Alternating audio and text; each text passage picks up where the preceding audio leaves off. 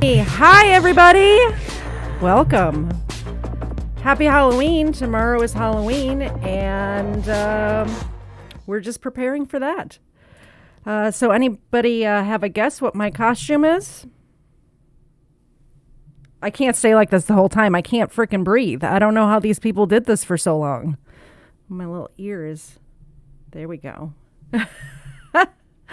How is everyone doing today? I'm so glad you can join me. This isn't exactly a Halloween episode. However, tomorrow is Halloween, and I do love Halloween. So I'm wearing my costume. What do you guys think? It even has a little tail. You guys like it? All right, let me get rid of this. Here, well, let me just, I can't breathe with this thing on. Who wore these things? I don't understand. I mean, seriously. All right. We'll do. Oh, okay.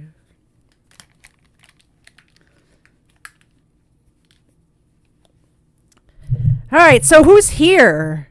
Who is here today? Let's see. We have Mr. Zed. Hello, Mr. Zed. Thank you so much for your help today. So, quick little thank you to Mr. Zed. So yesterday I had to get my oil changed, but I had to work on this show. Like, I had to get everything ready.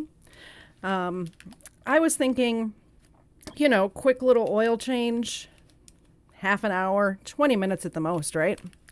3 hours it took these people to change my oil. 3 hours. It was crazy. So in preparation of the show, I made my notes. I wrote my notes while I was sitting at the car dealership getting my oil changed. And he typed them all up for me today. So I really appreciate that, Mr. Zed. You're the best. I don't know what I would do without you. Waffle Salter is here. Hey, Waffle Salter, a special thank you to you as well. I got YouTube Premium. Thank you very much for the donation. And any donations that you guys make definitely go to help improve the show. Waffle Salter made a very generous donation, and I have YouTube Premium for at least 3 months now. 4, actually, because I think they give you a month for free. So at least 4 months. So in 4 months from now, I'll be begging for money again so I could get YouTube Premium so we can skip the commercials. Number 2 is here. Hello, number 2. Welcome, welcome. I'm so glad you could join us. Horatius, nice to see you as always. Quest Fanning is here. As you guys remember, Quest was on my show. Was it a month ago already? I think it was a month ago. But we covered that case out of New York where that crazy teenager shot that woman in the face. It was interesting. After this is done, go back and watch that because Quest is a lot of fun to have on the show. And it looks like that's it for now. So I think I'm going to, well, let's make a couple of announcements first. We could wait for people to get to file in. Did you guys like the intro? The intro is pretty dope, huh? Let's see. We'll go back to the full left screen. PJ Williams made that intro for me, and I appreciate it so much. I feel like a real podcaster now. Like I'm a real YouTuber. I have like art and stuff. It's crazy. I started doing this, as you guys know, a few months back, and I had, what's it called? Somebody in the chat will know. Like where you don't, like you are a thing, but you don't feel like that thing. Imposter syndrome. I had imposter syndrome until I got this, and now I don't have imposter syndrome. Another little announcement is I now have Subscribestar. So, of course, if you guys want to make a one-time donation, you could always do that with the Buy Me a Coffee, which is linked in the description. But if you want to support me month after month, even, a couple of dollars here or there really helps. You could sign up for my Subscribestar. Link is, as always, everything is linked in the description. And if you can't, I just set it up yesterday. I don't know how it works or anything. But if somebody does want to do that and is having issues, you know where to find me. You can definitely reach out to me on Twitter or Instagram. And also in other, I mod some other people's streams, and you could always hit me up in their chats as well if you have any questions, and we'll get in touch with each other. Imposter bile. Words are hard, definitely. Let's just do that, and we'll get some little background music playing here, because I think when I did that the last time, it really helped out a lot. So we're going to go right into the case that we're doing today, which is Hae Min Lee. Have you guys heard of this one? It's a very famous case. Waffle said the intro looks crispy in the dark. I don't know exactly what that means, crispy, but I think it's a positive adjective. Hopefully. Also, at the end of today's show, we are going to do call-in. So get into that Discord if you would like to call in regarding this case. So this is the case of Hae Min Lee. And what drives me absolutely crazy is nobody's talking about Hae Min Lee, because her killer actually was released from prison this month. This month? Is it still October? It is still October. So he was released from prison this month. And the whole thing is very ridiculous, and we're going to get into the details right now. So first, I'm going to play a couple of archived news segments that I found online. The first one is when her remains are found. Now, when she first went missing, it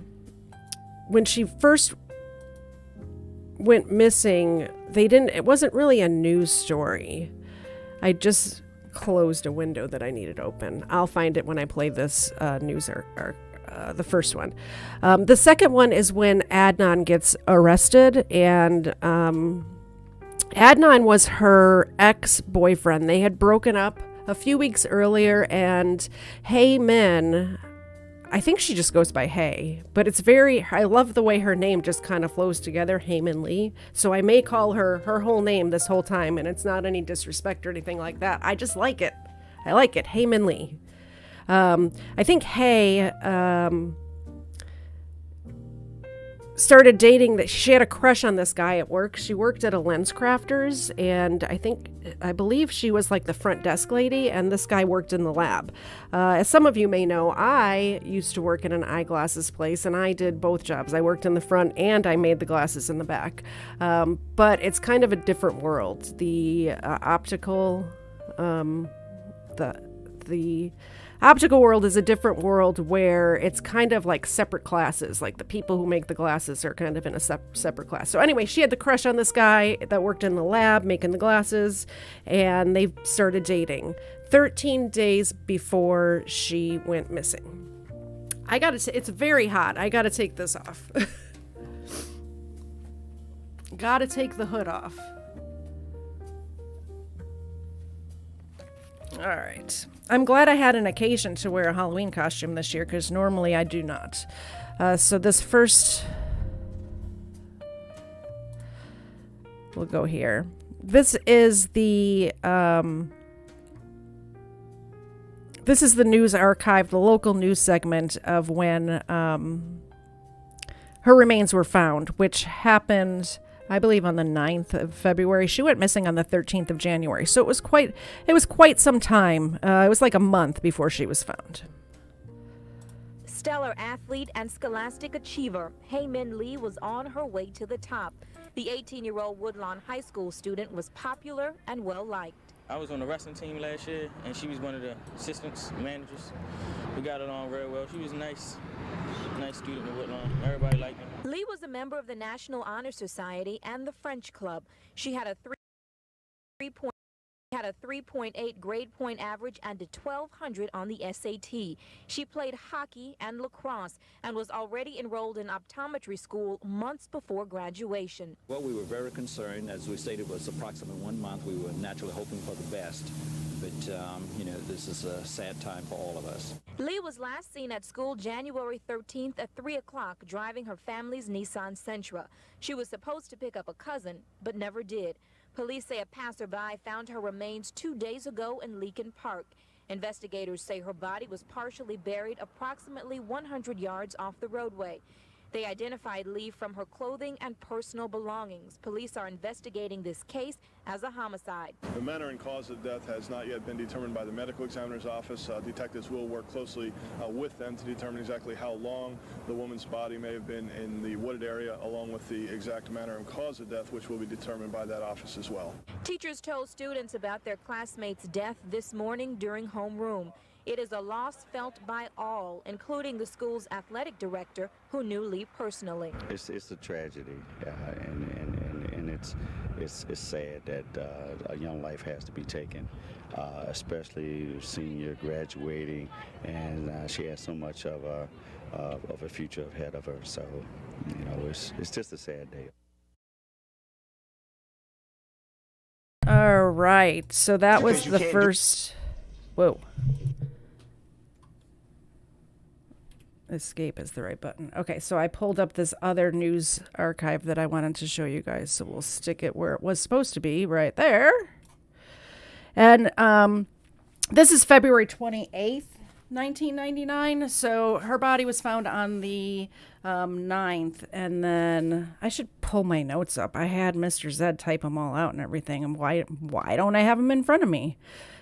That's how I roll. I just start talking. So yeah, February 9th, her body was found. And then this news archive is from February 28th. And he was arrested. And what they did is what they always do, is they knocked on his door at like crack of dawn, took him in. I think this is sort of a ploy that the police do to catch you off guard, catch you by surprise. So we'll get this one going.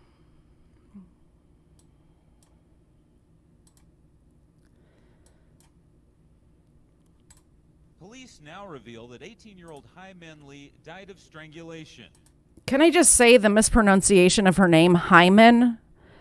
You had to know that was wrong, Jude. You had to know. Why would you call her Hae Min?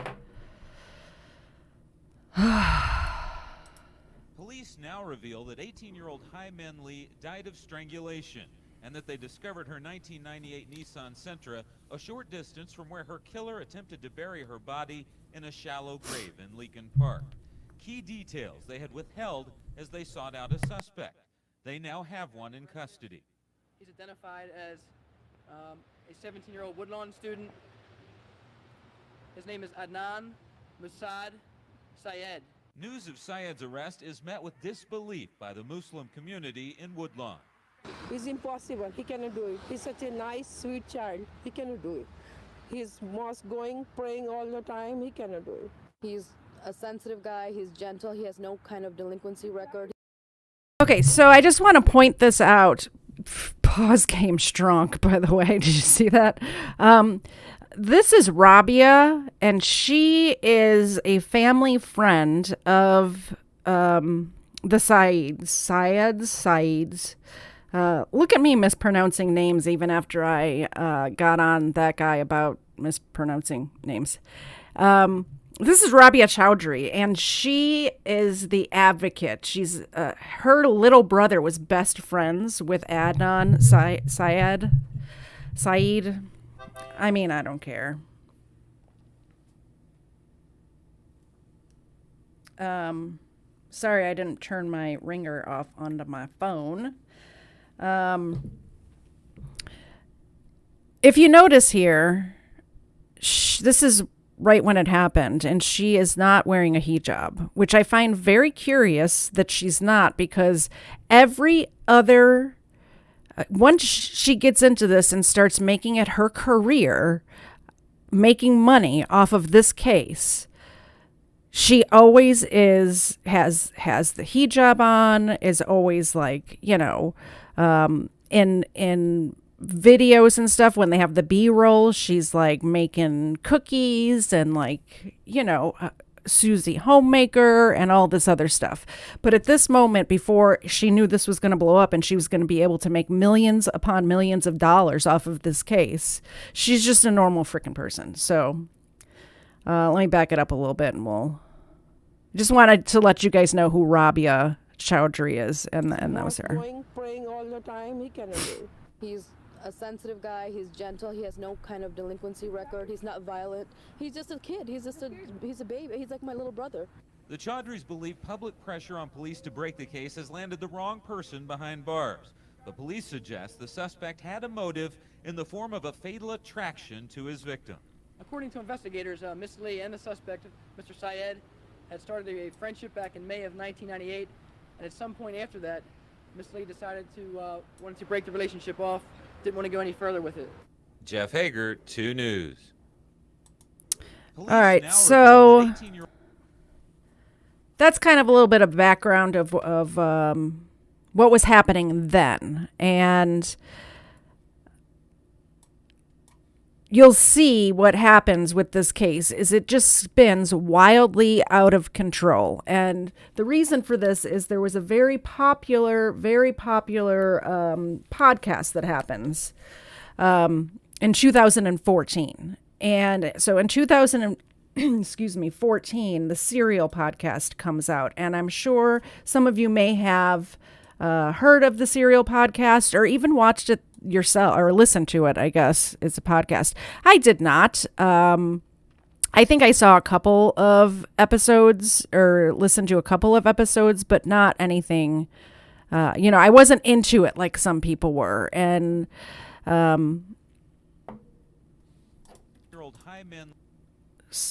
geez Louise, I am just like, I really thought that my, tech game was going to be stronger this time, but apparently not. All right, I think I'm done with that tab. So, oh, I know what I did. Oh no, there it is. Okay. So I'm going to go over the timeline right now because I'm kind of stumbling a little bit and I need to get my head back in the game. So January 13th, 1999, Hae Min Lee disappears. So we're going to dig deeper into this, but she goes to school. She's seen at school. She leaves school, supposed to pick up her young cousin from preschool or kindergarten. I'm not sure which, but a very young, like 5-year-old cousin. It's her job to pick her up or pick him up. I think it was a girl. She's supposed to pick up her cousin. She never shows up. Now, Hae Min Lee was in the magnet program. I didn't know what this was. I went to a private school. We didn't have a magnet program. Apparently, this is where the smart kids are. She's in the magnet program. She volunteers. She works an after-school job. She does sports. If you saw on my channel, anybody who's subscribed may have seen the short that I did. That is the last interview, which she was talking about her playing lacrosse. She played lacrosse. She played field hockey. And she also was the manager for the boys wrestling team. Okay, so February 9th, Hae Min's body is found. February 27th, Jay, who we haven't talked about yet, but Jay is Adnan's drug dealer. Jay is questioned. Jay and what is her name? Jay's best friend is a woman, and her name is... I'll find it here easier.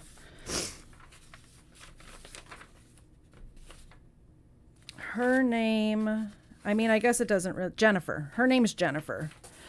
So what had happened was that Jay had Adnan's cell phone and went over to Jennifer's house. And Jennifer says that Jay got a phone call from somebody and they took off. Well, she was supposed to pick Jay up somewhere afterwards because Jay had Adnan's car and cell phone for ridiculous reasons, according to Adnan. But I'm going to play that here in a second. But so Jennifer calls back from her caller ID the cell phone number, and somebody answers that's not Jay and says, Jay's busy. He'll call you back in a little bit. So the police have Adnan's cell phone record because they're looking into Adnan because he's the ex-boyfriend. So obviously they're going to look into him and the current boyfriend. And, they found a dead body. They're trying to get to the bottom of it.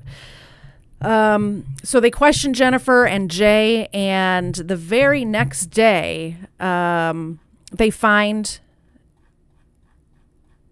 or that same day or the next day, they find Hae Min. It was the next day. They find her car. Her car was dumped in a bad neighborhood.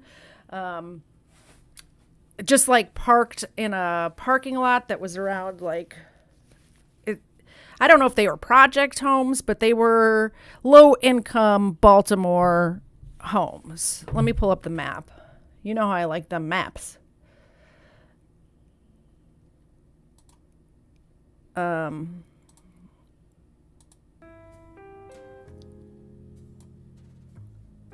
Where's my map? Where's my map?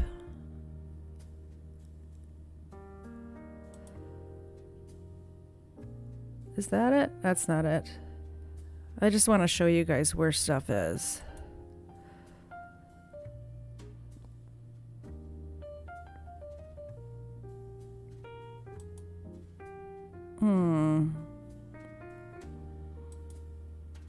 Here it is. So, no, that's not it. I am so retarded sometimes, I tell you what. All right, we're just going to pull up a new map. I know where everything is anyway. So, the car is found, and then February 29th, early in the morning, they arrest Adnan. So he goes to trial. The first trial is a mistrial because the judge said to Adnan's lawyer, "You're a liar," or accused her of being a liar. Accused him of being a liar. So mistrial because it was within earshot of the judge or the jury. So like, what is this lawyer doing to have the judge call them a liar? I don't know. But they did what was, supposed to be done, and they called a mistrial or whatever. So, second trial, Adnan is found guilty of all charges, which included kidnapping and, like, holding somebody hostage, desecration of a body, like all of those little ones, as well as first degree, intentional, premeditated, yada, yada, all of that. 30 years, life in prison, plus 30 years, no possibility of parole. 2003, all the evidence is heard again by a new, like this is an appeal, so it's all heard again. He loses the appeal. 2010, second appeal. The appeal was for ineffective assistance of counsel. They did not question Asia McClain. Asia McClain claims that she saw Adnan at a library that day. However, the cell phone data disputes that, so she's a liar. Also, by the way, wrote a book and is making money off of this. Okay, so appeal was denied because they did agree that he had ineffective counsel. However, they said it wouldn't made a difference because the evidence is so strong in this case that even if he had ineffective counsel, it would the jury would have still found him guilty. So he appeals that appeal and takes it to the Supreme Court, who looked at the evidence and said, no, this guy's 100% guilty. We're not even going to look at it. So, okay, initially appeal was denied, but eventually overturned. The prosecution appealed the decision to overturn the conviction and won. So it's flip-flopping back and forth in 2010.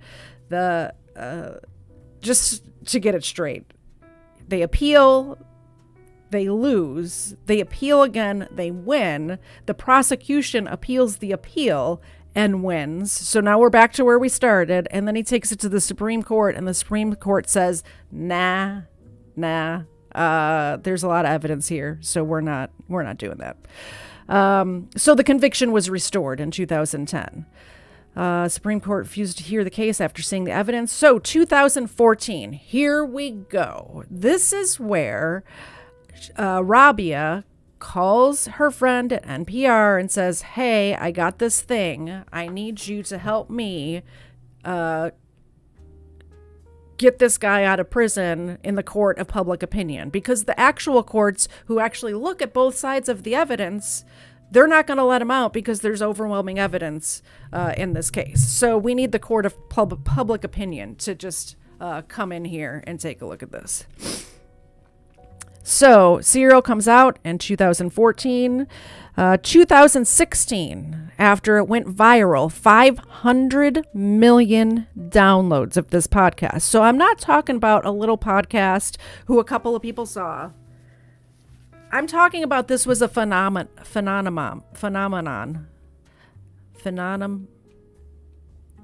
It was really big. So Adnan's granted a new trial. In 2018, then, the Maryland Court of Special Appeals upheld the decision to grant Mr. Syed a new trial, and then they vacated his conviction, agreeing that he had received ineffective legal counsel, but he remained incarcerated. So then, so the charges were basically, they said, okay, like there may have been some violations in this case. We'll give you a new trial, but we still think you really did it. So you're going to stay in prison till we get to this. So 2019, the HBO documentary comes out. It's a 4-part series that Rabia Chowdhury, the hijab girl, has a hijab, doesn't have a hijab, not sure what's going on there. She makes an HBO documentary, and then also in 2019, so that comes out. So the momentum that this case had because of Serial just keeps getting bigger with this HBO documentary coming out. So both of these things are only telling the defense's side of the story. They are not telling the prosecution side of the story. Also, they're very good at muddying the waters, and there's some examples of this. They are going back and forth about how Jay's story changed. Well, Jay was a drug dealer, so he was not cooperating with the police at first, for obvious reasons. Also, there's a no snitch policy on the streets of Baltimore. I haven't seen The Wire, but apparently in The Wire, it's very clear that snitches get stitches. So this is why his story changed. Also, he was worried about incriminating his friends that he was with that day, Jennifer and Christy, which is another girl he was with that day, because he's like, he doesn't want to get them in trouble for knowing, like, they knew that day that Adnan had killed Hae, because he told them that day, Adnan just killed Hae, and I helped bury the body. So they knew that. So he was worried about getting his friends in trouble as well. So they're muddying the waters with that, his story changing. Also, his story that he's telling the cops is not the story that he's telling people on the streets, like his friends and stuff. None of this matters. None of it matters. What he tells his friend down at the pool hall does not matter. The statements he's given to the police is what matters. So coming to present day, I'm sure you all have heard in 2022, the conviction was overturned, and then shortly thereafter, the charges were dropped. All of this is because of DNA evidence, or lack thereof. We're going to get into the DNA evidence in a little bit, too. I have a whole segment set up with that. So here is the map of Baltimore. I'm just going to show you a couple of different places so you can see kind of how far apart stuff is. That's the right park. So this is the park. That's not the right park. This is the park. Leakin Park. This is where Hae's body was found. So this North Franklin Town Road that runs through the park, just off of this road, 127 feet from the road, Hae's body was found by a man who was... This guy was at work. He's a maintenance guy. So he's at work, and then he needs a tool that he happens to have at home. So he goes home to get the tool that he needs to fix whatever maintenance thing he was doing. And then on his way back, he has to cut through, like, this is the road he takes to get back to work. And he stops to go to the bathroom because when he was at home, he grabbed a beer from his fridge and he was drinking a beer on his way back to work. Which is unusual to me, but I think some people in the chat, like Quest Fanning, might understand this a little better than I do. Drinking at lunch? I don't know. I don't do it. But also I'm a lightweight, so that's probably why too. I would be very not good at my job if I was drinking on my lunch break. Anyway, so this guy becomes a suspect. He is questioned and all of that because there's no reason that he would have had to stop to go to the bathroom. He was very close to both his work and his home. It wasn't like a big distance away. So, but they did look into him, and he is why is my ringer not off on my phone? Why? Why? I turned it off like 8 times. What's happening? Oh, I didn't do it. I thought I did it. I didn't do it. Oh, I'm so silly. Anyway, I'm going to play for you a little video clip of what Adnan says happened to that day. Or, yeah, what Adnan says happened that day. And I'm going to turn the volume all the way up on the video clip. And hopefully... This is a... Oh.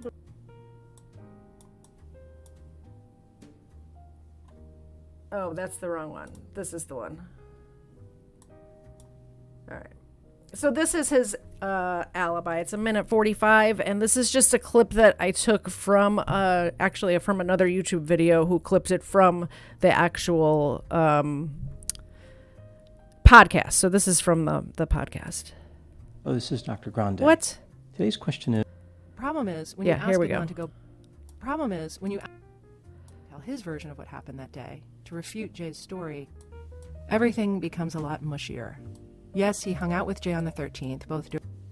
All right, Problem tell is, me if when the you ask volume's Adnan good. to go back and tell his version of what happened that day, to refute Jay's story, everything becomes a lot mushier. Yes, he hung out with Jay on the 13th, both during and after school, but he doesn't remember exactly where they went, or what they did, or what time it was. Here's what he's got. January 13th unfolded like any other day, a normal, mostly uneventful day. He says there are a couple of things that do stand out, though. That day was Stephanie's birthday. Stephanie was one of Adnan's best friends, and also Jay's girlfriend. Adnan had gotten Stephanie a birthday present, a stuffed reindeer, which he'd given to her in second period, Miss Efron's English class. And it occurred to me that day that I was going to ask her boyfriend, Jay, did he get her a gift? So sometime during the day, before noon. Wait, Adnan, just hold up for a second. Why? Sure. Why did you care whether Jay got Stephanie a present? Like, what's it to you? Well, Stephanie was a very close friend of mine, as I mentioned, and it was just, I just kind of wanted to make sure that she also got a gift from him.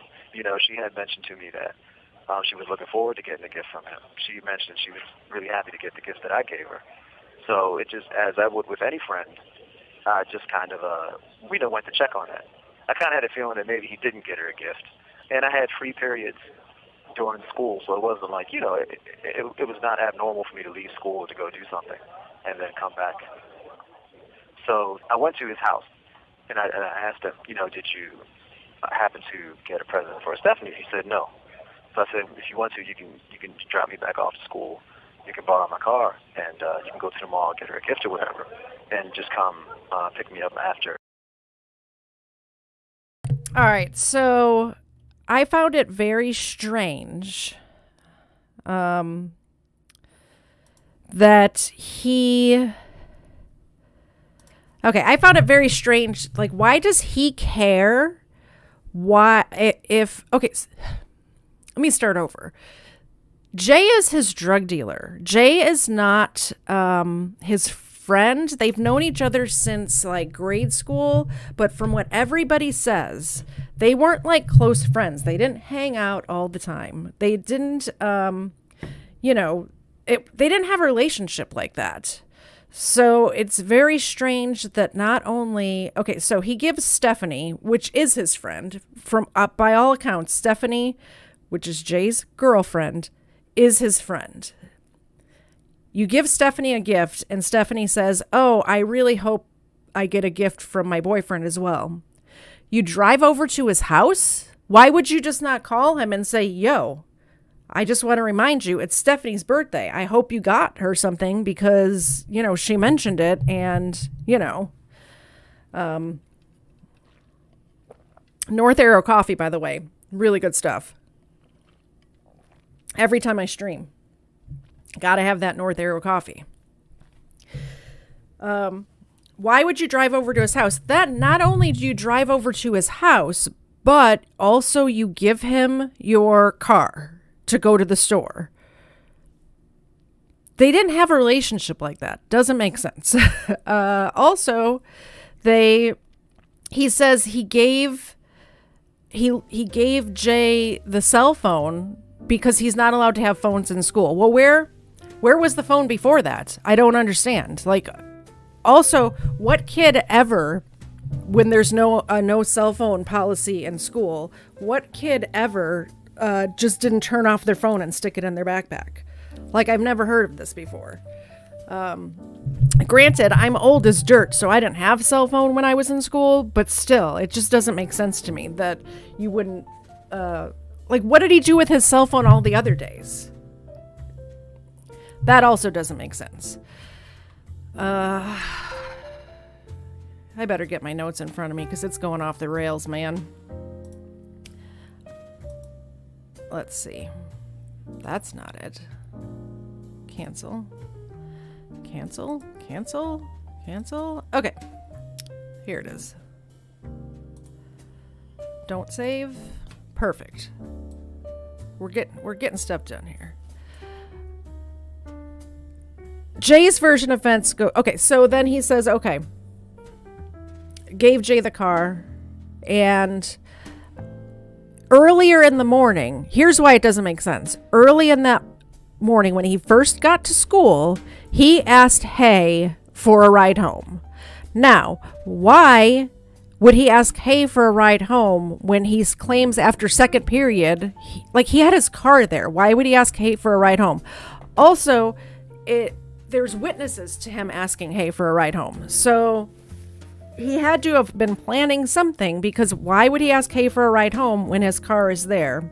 Also, then it turns out he had to have planned this ahead of time to give Jay his car, because there's no other reason why he would be asking Hae for a ride home. And it's not like he just said, oh, I didn't. He claimed he didn't ask Hae for a ride home. However, his story changed here. So when on that day, the 13th, when she goes missing, the police call him, and he does say he asked Hae for a ride home, but he was late when they were supposed to meet, so it didn't end up happening. Then his story changes when he actually goes in. This was on the phone on the 13th. When he actually goes in for questioning, he says, no, I never asked her for a ride home. But he had told the other cop that he did. Also, there's kids that were in the psychology class that overheard this happening. It was the psychology class is here, the door is here, and then there's stairs right there. They were right on the first stair. She was standing on the first stair, and he was right outside his psychology class. And there was witnesses that heard him ask her for a ride home. Also heard her agree.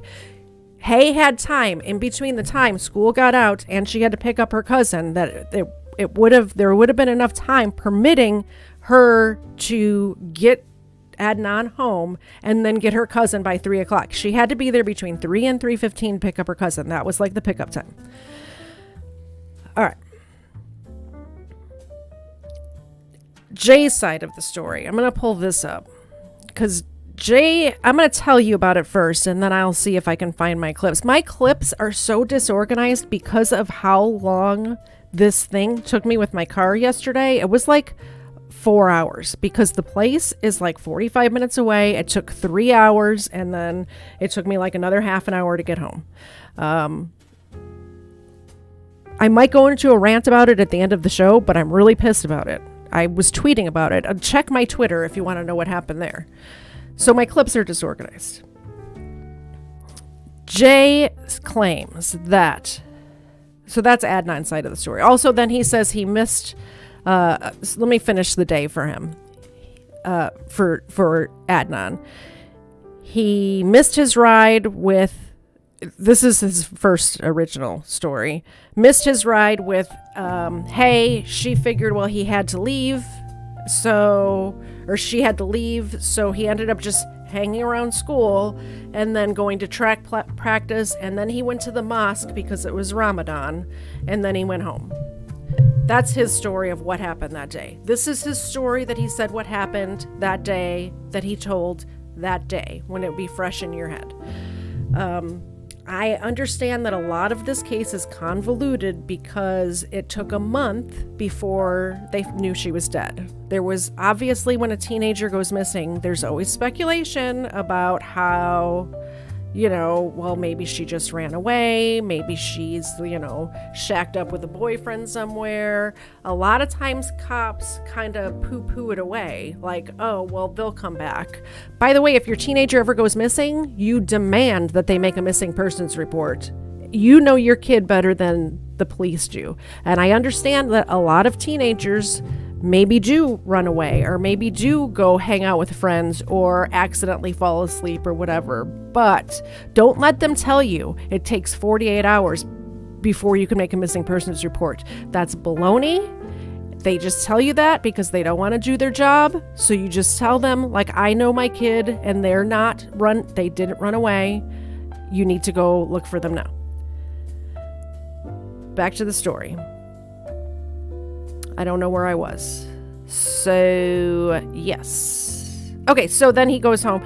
That night, the police call him, and this is when he gives the story. Jay's version of events is that he was hanging out with Adnan, and Adnan's like having conversation about girls or whatever. Adnan is very upset that Hae Min Lee dumped him and is like dating this other guy already. Adnan and Hae's relationship they were like the first loves. They were each other's first, I think even their first kiss was each other. They started dating the year before. They went to junior prom together. They were both seniors at this time. They went to junior prom together. They had their first kiss at junior prom. It was very sweet. The thumbnail for this is their junior prom photo, actually. Adnan's family was very religious. They were Muslim. He wasn't supposed to be dating. He wasn't supposed to be obviously smoking pot. Like all of this stuff that normal teenagers do, he was not supposed to do, and he was hiding it from his parents. His relationship, 8-month relationship with Hae Min Lee, was a huge secret from his family. They were sexually active, and I believe, and obviously I don't know this for sure, but I believe they were each other's firsts. So he was in love with this girl, and she realized, she had a crush on this other guy, first of all, but also the fact that he was keeping her a secret made her realize that this is not going to work out long term. So what am I doing wasting my time with this guy, you know? So that's pretty much why they broke up, is because she didn't want to waste her time. She was looking forward to going to college. She wanted to be an optometrist. She was graduating soon. It was their senior year. She wanted to move on with her life. This Don is his name, that worked at the eyeglass place, had more in common with her. He was a little bit older than her.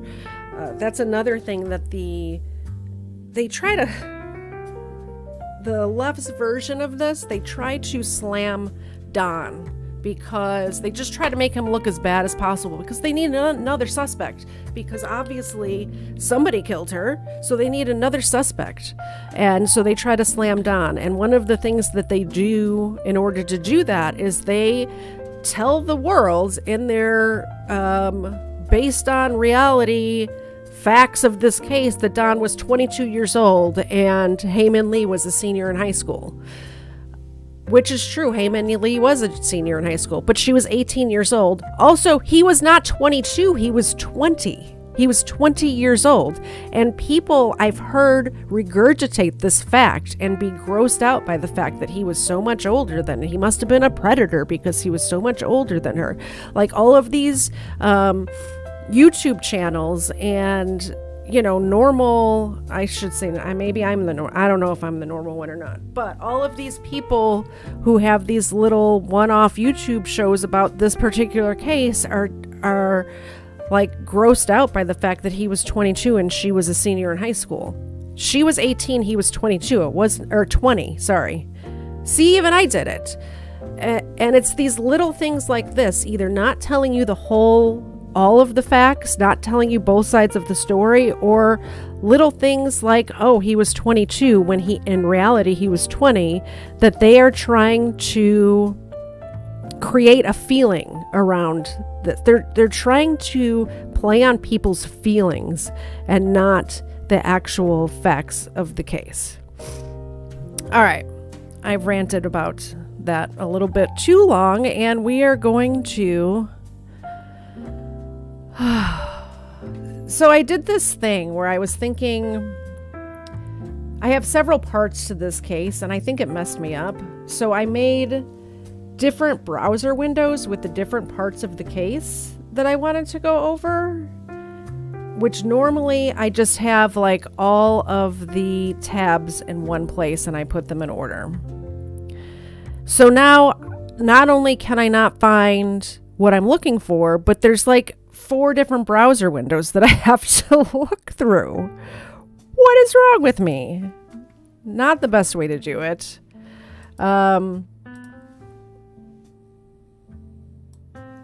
We'll figure it out. We will definitely figure it out. That's my DNA tab. And this is my Marilyn Mosby tab or browser window. So this must be, that's my music. Where the heck is it? There it is. Found it. All right.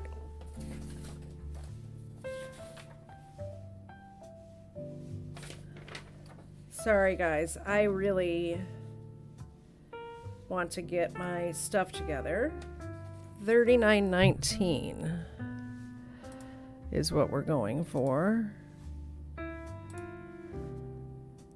39. There was some, self-protection going on there. To think that, well, if they're going in the direction of this guy, I certainly don't want them to go into my direction. If Jay gets pulled over and you're in a car with him, and he says that. Okay, so according to my notes, this is going to be Jay's version of the story of what happened that day.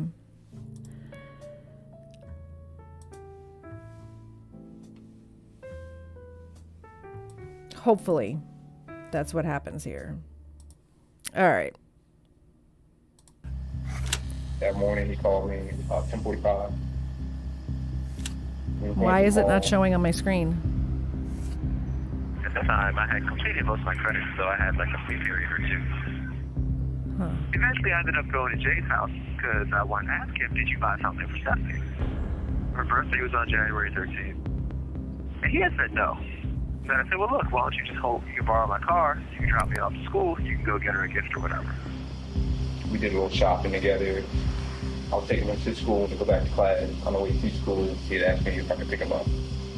He didn't say where, he just asked me if I could pick him up. Does he give you his car? Mm-hmm. And he leaves his cell phone in the glove box. You're getting information. Now you find that out. He has a cell phone. He has the car. That's a significant part of the premeditation. So the charge was premeditated first-degree murder. To show the premeditation, they had to show that he told Jay he was going to do it, that it was planned. What time did you drop him off back at school? About lunchtime. Does he have a conversation with you about what he's going to do that day, or? He tells me he's going to kill Hae. I started off, we were talking about girls. Like, I can't believe what Hae did to me. Broke my heart like that. What did he mean by that? He said that they've been together for a while. She just all of a sudden, like, I don't want to be with you, I hate you. They couldn't believe that someone could be that heartless or something like that. Try and recall his exact words if you can. I'm going to do it. I'm going to kill it. you were talking about Hae Lee. Yeah. So when he indicates that he's going to kill her. That was Hae Lee that we're talking about, yes. Okay. Now he has to show he has knowledge. When did he kill her? How did he kill her? Those are the things that were asked of Jay. You drop him back off at school. You go over to Mark Terry's house. Mm-hmm. And who is his sister? Jen Terry. You're waiting around. He finally calls about 3:40. Right. Then what do? I go and pick him up. I went to pick him up from off of Emerson Avenue. Then what happened? I followed him out into... You get out of your car when you get on Emerson Avenue and have any conversations with him? Mm-hmm. Yeah. Tell me about that. We got out. Oh, and we walking around with gray gloves on. Wolf gloves, or? Yeah, they're like wool with leather palms. The police knew that they found a red fiber on her body, and Jay said, "Oh yeah, Adnan has these red wool gloves with like leather palms." And then he goes, I did it. You don't fucking believe me? I did it." Pops the trunk open and he's like, She's all bent up and couldn't believe me, Trump.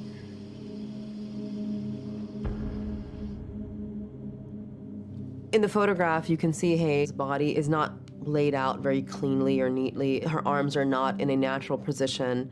And I think that is imagery that Jay used to pad his narrative. But the problem is the lividity wouldn't work.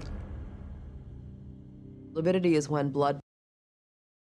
We're pausing that there. I think what's happening, because I just tried to do it from my right screen instead of my left screen, I think because I'm on the HBO website, it's not letting me capture it. But can you guys can hear it though, right? Let me know. It's showing that you can hear it. Okay, so we're going to talk about lividity. I need to stop messing with my costume. I should have, now that I know that that's the case, that it doesn't let me stream it, I'll have to see if there's a way that I could screen record it and up. I probably not. If it's not letting me capture it on OBS, it's probably not gonna let me. Man, technical difficulties all up in here.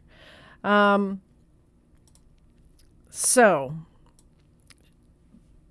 this woman, I'm going to play what she's saying here, but I want you to pay attention to what she's saying about lividity.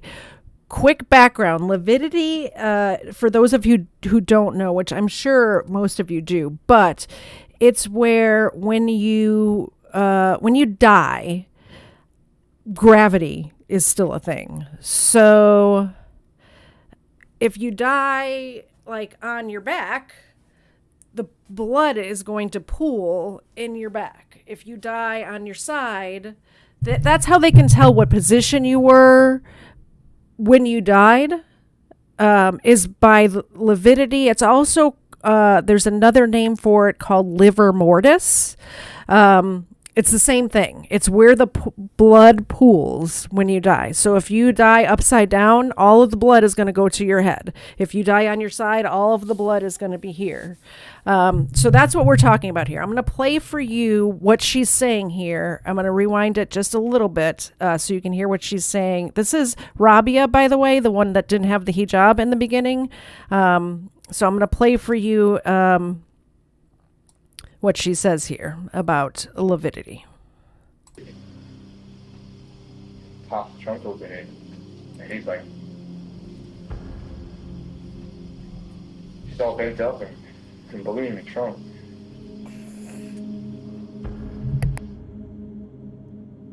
In the photograph, you can see Hae's body is not laid out very cleanly or neatly. Her arms are not in a natural position. And I think that is imagery that Jay used to pad his narrative. But the problem is the lividity wouldn't work. Lividity is when blood pools to the lowest portion of a body after somebody dies. So if somebody dies and they're on their side for long enough, all the blood will pool to that place. It'll leave a dark purple bluish tint. Hae's lividity was symmetrical and fully frontal. So that suggests that she was lying flat on her face somewhere before she was moved to Leakin Park. So when he actually strangles her, this is taking place inside her vehicle. Is that the impression that you got? Yes. Did he say where that took place? No. Did he tell you where Adnan had strangled Hae? Yeah, I think I remember him telling me that he had done it in Best Buy parking lot.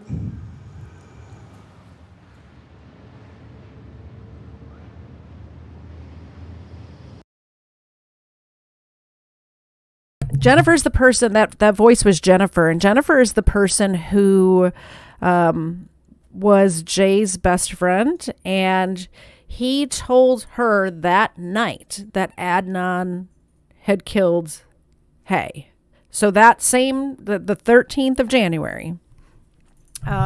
Really quick, I'm going to get back to this lividity thing. I took the opportunity to, wrong thing, to actually find the autopsy report. And I have it here. So, can I make it bigger, probably. That's okay. So this person, Rabia, makes this bold statement that the body must have been moved because the lividity doesn't work. And she uses the term full frontal lividity, meaning she was laying flat on her face somewhere. This is not what the autopsy report says. I can see where she got that. However, this is not what happened. Sorry. Okay. Here is the autopsy report. I think it's hilarious that it says do not duplicate, yet it's all over the internet. And technically, I did not duplicate it. I just pulled it off the internet and downloaded it. I just want to read your comments for a minute. I've been ignoring you guys. I'm so sorry. Marilyn Mosby is a retard. Thank you, Slap Weasel, for that. I'm glad you guys could hear it. I think HBO must have some sort of system in place to where it doesn't let you cast, or I don't know. I don't know what the proper terminology is, but it's blocked somehow. But I'm glad you could hear it. I think next time, now that I know, what I'll do is take, instead of trying to play the video, I could take screenshots of the important parts and then just flash through the photos as it plays. I think I've seen other people do that sort of stuff, and maybe that'll work. But you live, you learn, you do better next time. That's all we can do. North Arrow Coffee. They're not paying me, but I would highly suggest going to buy their coffee because all of their proceeds, not all of their proceeds, but a portion of their proceeds go to pro-life charities, and I think that's freaking awesome. And it's really good coffee. All right, so autopsy report. This is where she got that from. In the autopsy report, it says lividity was present and fixed on the anterior surface of the body, except in areas exposed to pressure. Now, what that means is that anterior is the front of your body. So anywhere from here forward, anywhere from the middle of your body backwards is posterior. So anterior is the front of your body. It doesn't say full. It doesn't say all of her body was covered in like lividity. The blood wasn't pooled everywhere. And so that's where she got this from, full frontal lividity. It's baloney. It says it was on the anterior surface of the body, which if you'd read down, same page, by the way, she didn't even have to turn the page. This is how I know that they are telling you a narrative that suits their agenda. And it's very agenda and politics driven. All of this, all of these podcasts, it's very agenda driven. She is in it to get this guy out of prison. She succeeded, by the way. She succeeded. So, and by the way, her next case that she's looking into is Scott Peterson, the guy that killed his wife and dumped her in San Francisco Bay. So she's moving on to get that guy out of prison.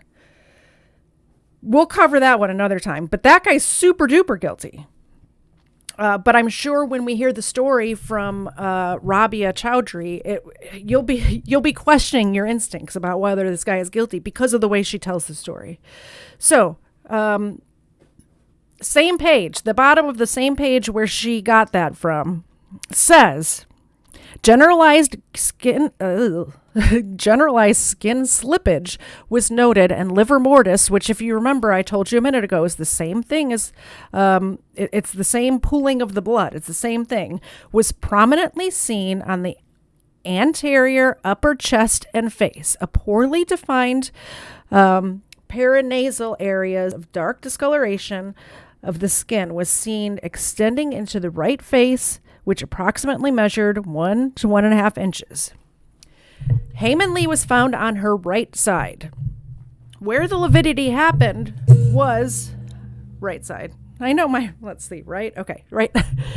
It was on her face here. It wasn't here. It was here. Her head was turned. And if you listen to what Jay was saying, he said she was all pretzeled up. So the lividity was here. It was on her right hip and on her leg. In addition to, there was spots where anywhere pressure was applied. So anywhere her body was touching the ground. It was on her arm. Her arm was twisted, pretzeled up in a weird way. So yes, all of the lividity was from the center of her body going this way forward. True, it was. But what she's saying is that the body had to have died somewhere else and sat there long enough for lividity to set in, which takes time. I don't know how much time, but some time. And then moved to that spot, which is untrue. It's completely baseless and completely untrue. She doesn't know what she's talking. No, she does know what she's talking about. She's trying to pull the wool over people's eyes. And by the way, it's working. It's working. 500 million downloads. I'm so upset about this whole case. Just once you start, and the reason I'm upset is because I saw a Dateline or 2020, whatever, one of those episodes about this, and they got me. I believed them. I'm like, oh, this guy is innocent. And then I dug in just a little bit. I just scratched the surface of this case, and he's 100% guilty. It's ridiculous. All right. So that's the autopsy report. If anybody wants to look into these files, just hit me up. I can send you any of this. I've spent hours upon hours finding these documents. So I'd be happy to send them to you. Most of them it's not like you can pull them up online. I had to find them and download them. Yes, the West Memphis 3 documentary tricked me as well. And those 3 are 100% guilty as well. 100%.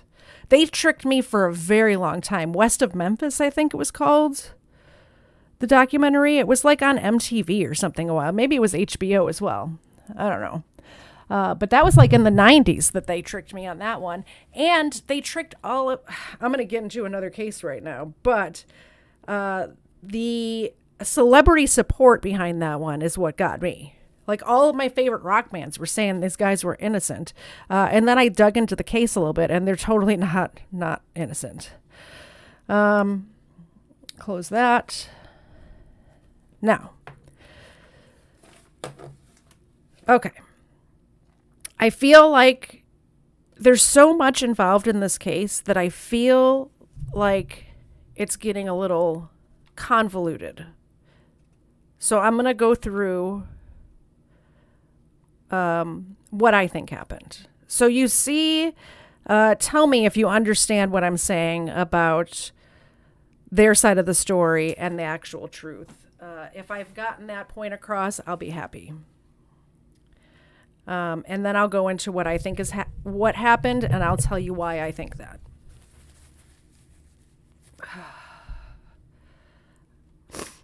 Let's put the music back on. Here we go. I'm kind of sad that this is not playing, but okay, Jennifer is the person who is Jay's best friend. Jennifer understood that Jennifer was trying not to get involved. Let's put it that way. I believe Jennifer's version of events because she has no reason to lie. I can't think of a single reason why she would want to lie. So I'm going to play for you real quick what Jennifer says. Just a little bit of her, what she tells these documentary people. 21:45. And I apologize that you won't be able to hear it, but I will give you the Xenocam while you're listening to it, if that helps.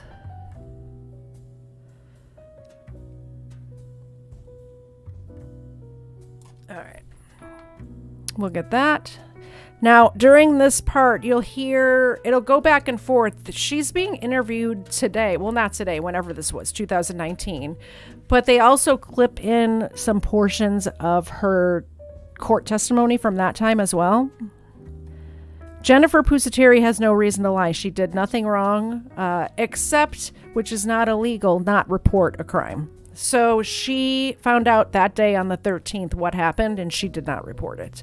But she was also, she was a college student. She didn't want to get involved. Her friend was involved. She didn't know how much her friend was involved. There's this no snitch policy, all of that. Xena scene. Oh, Xena, that's not a good view. Let me turn her around. Xena, come here. Turn around. There you go.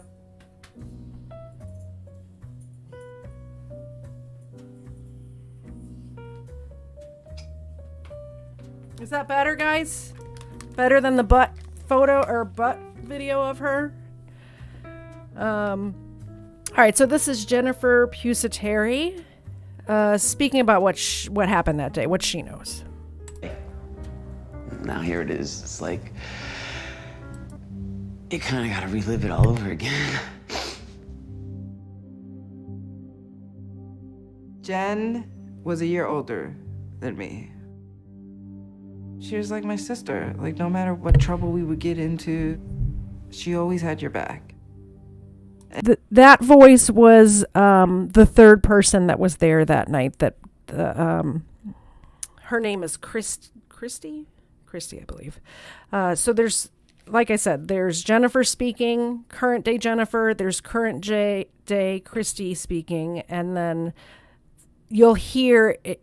You can hear the sound quality of the. You'll be able to hear the difference of sound. Like, it gets kind of like you can hear when it's from the 90s, the tape. So, and even with Jay, me and Jay, we were pretty inseparable. We were pretty tight. We were just good friends that smoked pot together, man. We were potheads. True, Bill. He was a good storyteller. Real quick, what does True Bill mean?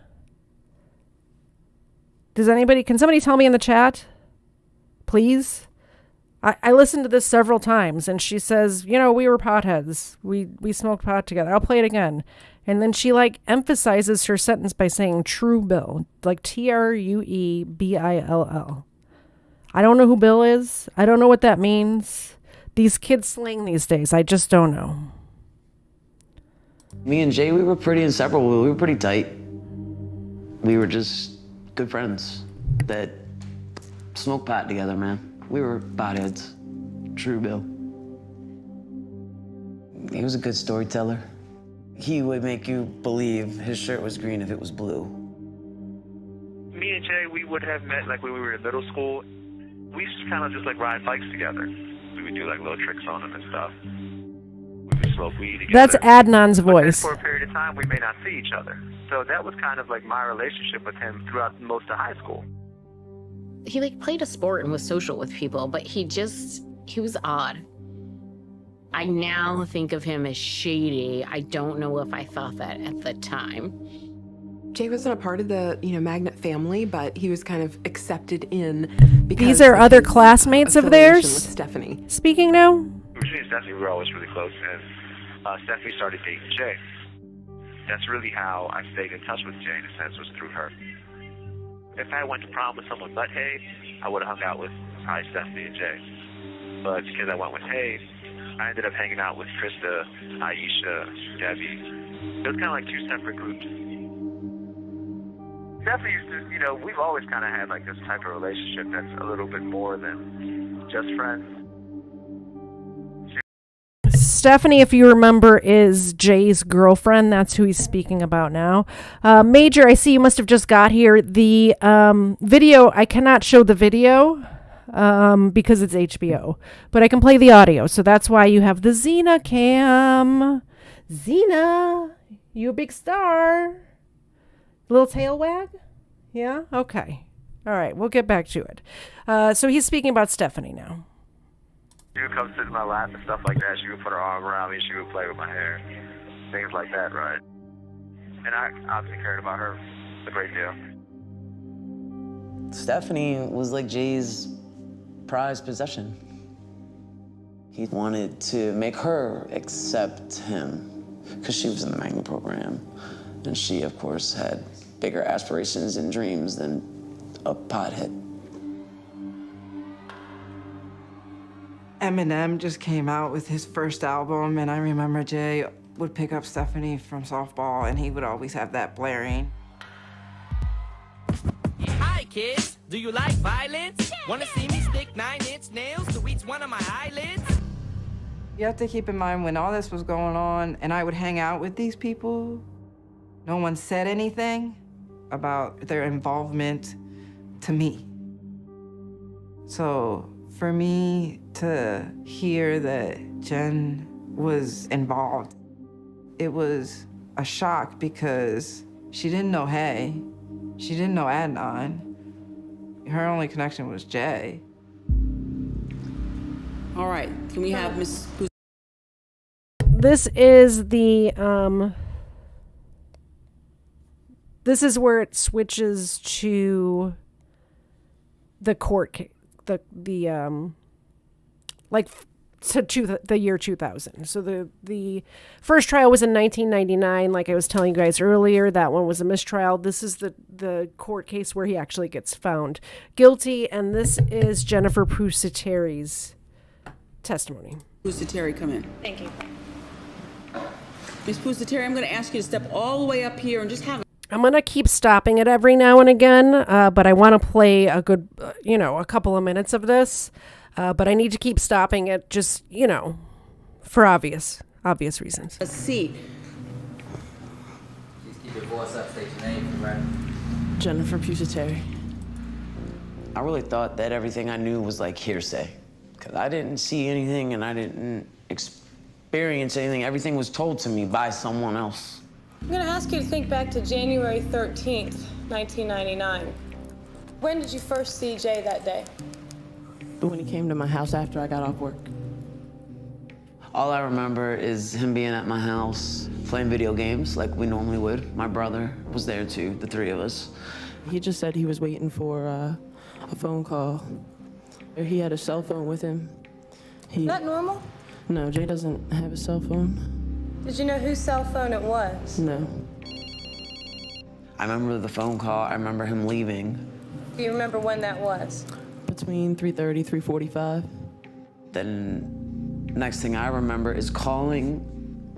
I remember that we were supposed to hook back up. I had got a page from Jay.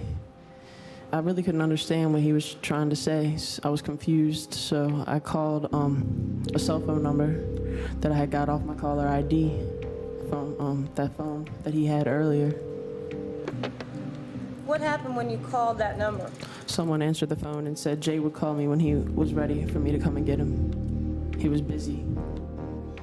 And I think about a half hour later, Jay called me back. I went, picked him up. All right, so now we're getting into the actual story, where she's hanging out with Jay. He gets a phone call, and this is what happens after Hae Min Lee is murdered. And this is what makes me believe that this is the main reason. I mean, there's a lot of circumstantial evidence, but this woman has no reason to lie. She had no reason to lie back then, and she definitely doesn't have any reason to lie now. So we'll listen to what she has to say. She gets a phone call to go pick him up. He calls her and says, "Hey, come pick me up at the mall." And here we go. So at some point you picked up Mr. Wiles? Yes. And where was that? In front of Value City at Westview Mall. In Jen's version of events, she picked up Jay when he was with Adnan from the parking lot of a local mall. But Jay always says that Adnan dropped him off at home, and then Jen picked him up from the house. What you ultimately told the detectives was that Adnan dropped you off at your home, did you not? Yes, ma'am. And that your very good friend Jen Pusateri picked you up from your home. Yes, ma'am. Not from Westview Mall. Yes, ma'am. Nah. He told me to meet him at the mall. I don't know really why Jay said that he went to the house. I'm not sure what he's trying to avoid there. There's a reason. I just don't know what it is. Was anybody with Jay? Adnan. They pulled up after I was parked there. Who was driving? Adnan. I saw Jay get out, Jay get in my car. First thing he said was like, put on your seatbelt and let's go. He went on to tell me that Adnan had strangled Hae. Did Mr. Wilds indicate to you whether he'd seen Hae? Yes, he told me that he saw her body in the trunk of a car. And what he said to me was that, like, you know, he didn't want to go to the police, he didn't want to say anything because he didn't have any pertinent information. It was just what Adnan had told him, and he had seen the girl's body, but he didn't know, like, where she was, you know. Then he said that Adnan had used his shovels, and he wanted to go make sure that there wasn't any of his prints, I guess, on the shovels from before. So he had me drive him to the back of Westview Mall. Jay got out the car and walked over towards some dumpsters. I sat in the car. Let me get this straight, Mr. Terry. After he came back from the dumpster, did he say he had wiped the shovels? No. Did he say he had found the shovels? So she picks him up at the mall. Adnan's with him. Jay gets out of the passenger side of Adnan's car, gets into her car. The very first thing that he says is, we need to go to the back of the mall because I lent Adnan my shovels. He just killed Hae. I lent him my shovels, and my fingerprints might be on those shovels. I need to go to the dumpster behind the mall and wipe my fingerprints off of the shovels. This is where we're at. Why? Keep in mind, when she first tells this story, the only thing that the police know is that Adnan's cell phone called her cell phone the day that Hae went missing. That's it. That's all. Like, she could have just said, oh, my friend Jay called me from his phone. That's all I know. But she's telling this in-depth story. She knows what happened. She knows not only where that Hae was buried. They had found her already at this point. But what they had not found at this point was Hae's car. So after the police talked to Jay and talked to Jennifer, they all of a sudden find Hae's car. So this information is good. This is good information. This is what happened. No. Did you see shovels? No. I didn't see him throw it in there. I'm just backing it up a little bit because I was talking during it. He used his shovels, and he wanted to go make sure that there wasn't any of his prints, I guess, on the shovels from before. So he had me drive him to the back of Westview Mall. Jay got out the car and walked over towards some dumpsters. I sat in the car. Let me get this straight, Mr. Terry. After he came back from the dumpster, did he say he had wiped the shovels? No. Did he say he had found the shovels? No. Did you see shovels? No. I didn't see him throw it in there.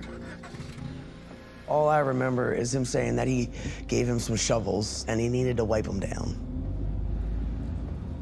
After Jay told you what happened on the 13th, why didn't you go to the police? At that point, weed was still, like, really illegal. You know what I mean? And we sold weed. It's not street code to go to the police with anything. I mean, I don't tell a lot of people, of course, that I was involved in this.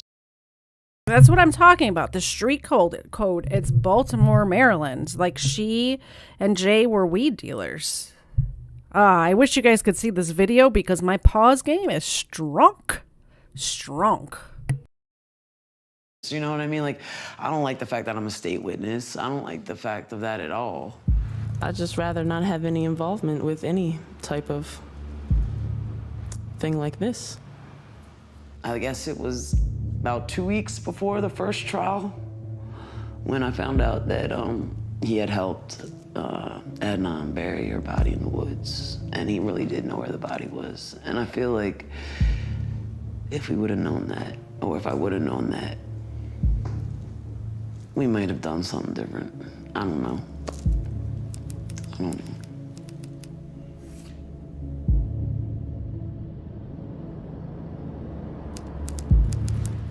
I got out of my car and started to walk towards the residence. Had not even gotten to the driveway yet. This is a police officer speaking and this is when he went to question Jen. And the reason, like I said before, he went to question Jen is because of the cell phone data. Common sense things. This is a taped interview of J.W. Wiles. My name is Detective Gregory McGillivray. Present is Detective... Sorry, I skipped to the next one. Basically, the taped interview is just her saying what she just said on the stand, but in the police interview. This I'm going to play next is Jay. This is his version of events. Ritz. When you look at Jay's statement, he recalls the day, and he says that he got a phone call. That morning he called me about 10:45. We were going to the mall. At the time, I had completed most of my credits, so I had like a free period or two. Eventually, I ended up going to Jay's house because I wanted to ask him, did you buy something for Stephanie? Her birthday was on January 13th. And he had said no. Then I said, well, look, why don't you just you can borrow my car, you can drop me off to school, you can go get her a gift or whatever. All right, I think that's the same thing that I played earlier, so I'm gonna talk some more. I'm gonna look at this map here. So the Best Buy, we're gonna zoom in on the Best Buy. This is where it happened, allegedly, supposedly, in my opinion. Please don't sue me, because he's been freaking let out of jail now, which is insane to me. Are people still here? Did I lose people? I think I might have lost people. All right, well, I'm going to talk some more. So here's the Best Buy. And the reason why we know it's the Best Buy is because Jay said that's what happened. But the Best Buy is somewhere where they used to hang out a lot. And this little map is the high school to the Best Buy, where the high school is, where the Best Buy is. So here's the Best Buy. Here's the high school. And then this park right here is where the body was found. Just off of Franklin Road, or Franklin Town Road. So back to the Best Buy. They used to go there to make out and to do what teenagers do. And one of the things that they make a point of in the documentary and in the Serial podcast is, well, why would they go to a parking lot? Why would they go to a Best Buy parking lot in order to, it seems like a very public place, you know? According to Jay, he went after Adnan had murdered Hae. Jay met Adnan in the Best Buy parking lot, and I'm going to show you what this Best Buy parking lot looks like so you can get an idea of why they used to go here. So here's the Best Buy, and here is the normal parking lot of the Best Buy. This is not where they were. This is not what happened. Everyone in these podcasts, these documentaries showed this view of the Best Buy. Why would they go to this very public place to make out and to murder and all of these things? And keep in mind, this is during the day that she was murdered. Where they actually were is next to the Best Buy over here. Hold on. So in this very secluded part of the parking lot over here, this is where they were, in these spots over to the side where employees would park. There wasn't a lot of foot traffic on the side of the Best Buy. As you can see, most of everybody is parked up over here. They're not parked over here. So they meet, Jay meets Adnan at this part of the Best Buy. And there's not even a road over here for people to look while they're driving past. It's like a cliff off of the side there. So they're parked over here where nobody's is at. And Jay's story changes here. This is one of the things that they bring up a lot, is that Jay tells the police that he first saw Hae Min Lee's body in the Best Buy parking lot. Where he really saw Hae Min's body is in front of his grandmother's house. And the reason why he lies about this is because he was dealing drugs out of his grandmother's house. He didn't want his grandmother to get involved at all of what's going on with this. So he does not want the cops looking any closer at his grandmother's house than they have to.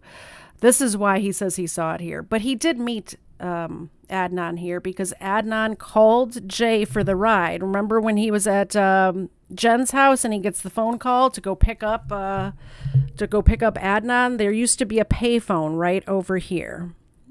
I'm going to pull you up the document that shows this. During the police interrogation, Jay draws this map. This is the Best Buy right here. This is the parking lot, and this is where this is the car. So the F is the front, the B is the back, and this is where Adnan met him. So he calls from this payphone over here and comes back over here, and Adnan is in Hae Min Lee's car at this time. Hae Min Lee is in her own vehicle's trunk at this time. After this, they go to, I'm disoriented. There we go. So, meets him at the Best Buy. They go to drop off the body in the park. So that's over here. They drive down Franklin Road just like that guy that found the body did, and they stop basically following in his footsteps to this area of the park. And they pull over. There's a pull-off. I don't know. I should have figured out exactly where it is. But along this road, and you can see how wooded and secluded this is. They pull off this road, and they walk 127 feet into the woods. And they start digging. They start digging and digging and digging. And I believe there's a part here where Jay talks about, man, if only I could read my own handwriting. Oh, Jay's sentencing. That's what that says. Whew. Jen, Adnan. Okay. 3919. 39. Okay, so that's where we're at. So that's where we're at in the interrogation right now. So I'm going to play that a little bit, and then we'll get back to what happened. He'd asked me if I could pick him up. He didn't say where, he just asked me if I could pick him up. I completed most of my Okay. So I had like a free period or two. Right here is where it's going to start. Jay is going to start talking. The next voice you hear is going to be Jay telling the police what happened that day. Eventually, I ended up going to Jay's house because I wanted to ask him, did you buy something for Stephanie? Sorry, that's still It Adnan. was on January 13th. And he had said no. And then I said, well, look, why don't you just you can borrow my car, you can drop me off to school, you can go get her a gift or whatever. We did a little shopping together. This is Jay. I was taking him to school to go back to class. On the way to school, he had asked me if I could pick him up. He didn't say where, he just asked me if I could pick him up. Does he give you his car? Mm-hmm. And he leaves his cell phone in the glove box. You're getting information. Now you find that out. He has the cell phone. He has the car. That's a significant part of the premeditation. So the charge was premeditated first-degree murder. To show the premeditation, they had to show that he told Jay he was going to do it, that it was planned. What time did you drop him off back at school? About lunchtime. Does he have a conversation with you about what he's going to do that day, or? He tells me he's gonna kill Hae. I started off, we were talking about girls. Like, I can't believe what Hae did to me. Broke my heart like that. What did he mean by that? He said that they've been together for a while, and she just all of a sudden, like, I don't want to be with you, I hate you. They couldn't believe that someone could be that heartless or something like that. Try and recall his exact words. I'm gonna do it. I'm gonna kill it. You were talking about Hae Lee. Yeah. So when he indicates that he's going to kill her. That was Hae Lee that we're talking about, yes. Okay. Now he has to show he has knowledge. When did he kill her? How did he kill her? Those are the things that were asked of Jay. You drop him back off at school. You go over to Mark Perry's house. Mm-hmm. And who is his sister? Jen Perry. You're waiting around, he finally calls about 3:40. Right. Then what do? I go and pick him up. I went to pick him up from off of Emerson Avenue. Then what happened? I followed him out into... You get out of your car when you get on Evanston Avenue and have any conversations with him? Mm-hmm. Yeah. Tell me about that. We got out. Oh, and he's walking around with great gloves on. Wolf gloves, or? Yeah, they're like wool with leather palms. This is important because there was red fibers found on and underneath Hae Min Lee's body. So the fact that Jay brings up the fact that Adnan is wearing gloves that were red at this point is very important. The podcasts and the documentaries leave that part out for some reason. The police knew that they found a red fiber on her body, and Jay said, oh yeah, Adnan has these red wool gloves with like leather palms. And then he goes, I did it. You don't fucking believe me? I did it. Pops the trunk open, and he's like, she's all bent up and couldn't believe in the trunk.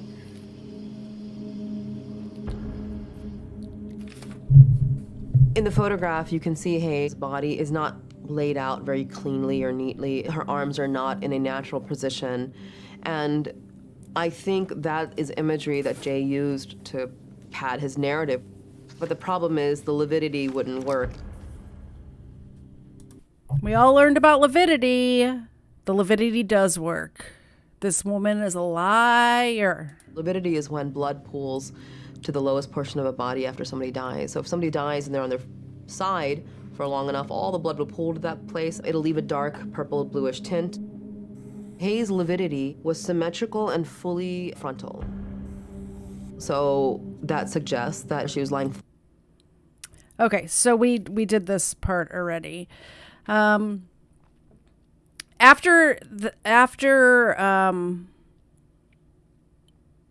they drop off Hae's car down here in Baltimore, Adnan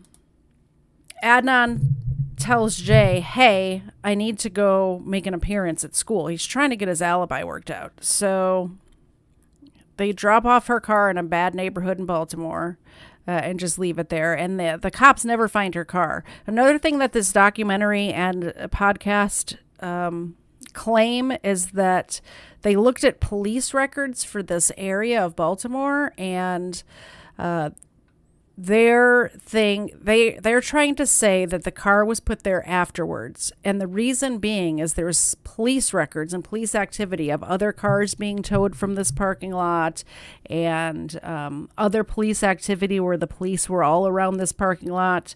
It was a month and a half before they found the car. So stuff happened in this area.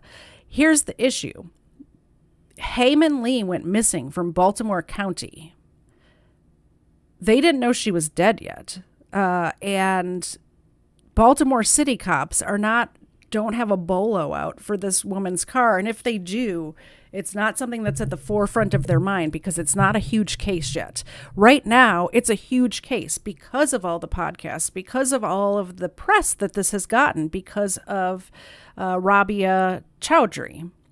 At that time, there wasn't all this press. It wasn't on the news every day.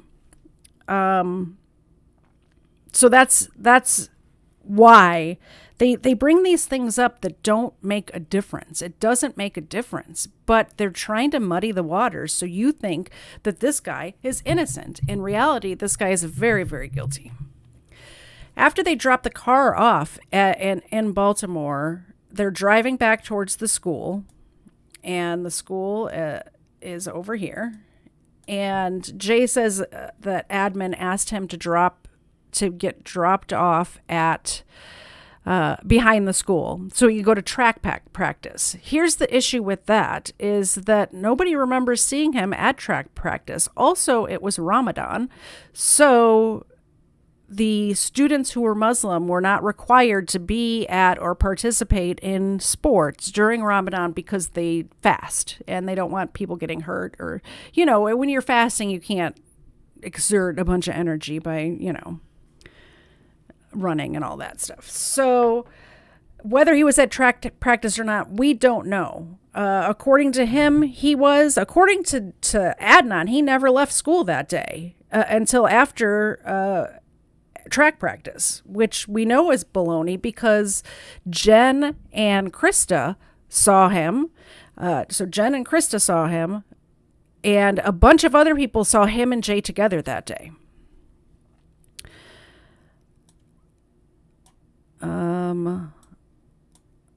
Let's do this. There we go.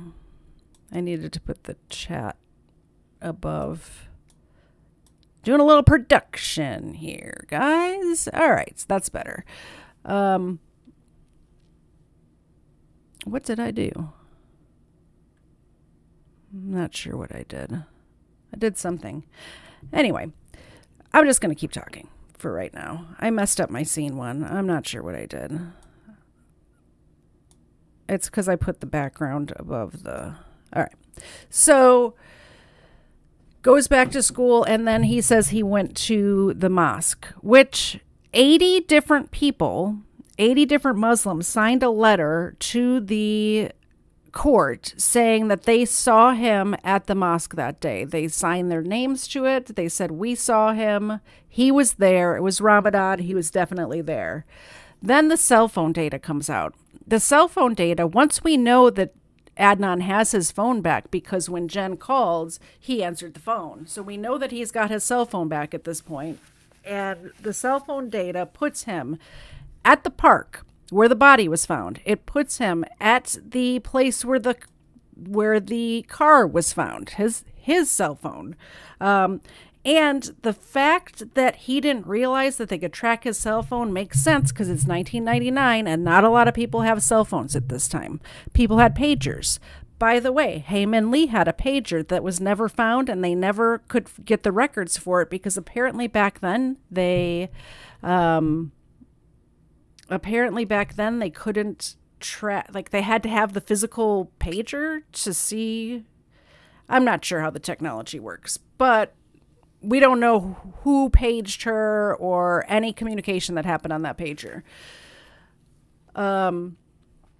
These 80 Muslims who signed this letter to the DA saying it couldn't have been Adnan Syed because we saw him at the mosque all day from the time school let out till the nighttime. He was there praying like a good Muslim boy. Then the cell phone data comes out, and they find out what the penalty is for perjury. And guess what? Every last one of those 80 Muslims retracted their story. So this just shows me how the Muslim community would have gotten behind this guy if the cell phone data did not exist. If they could lie and get away with it, they definitely would have, for sure. In my opinion, allegedly, So there's that. So we have other witnesses, believable witnesses, in my opinion. Jen and Krista are very believable. Like I've said over and over again, they have no reason to lie.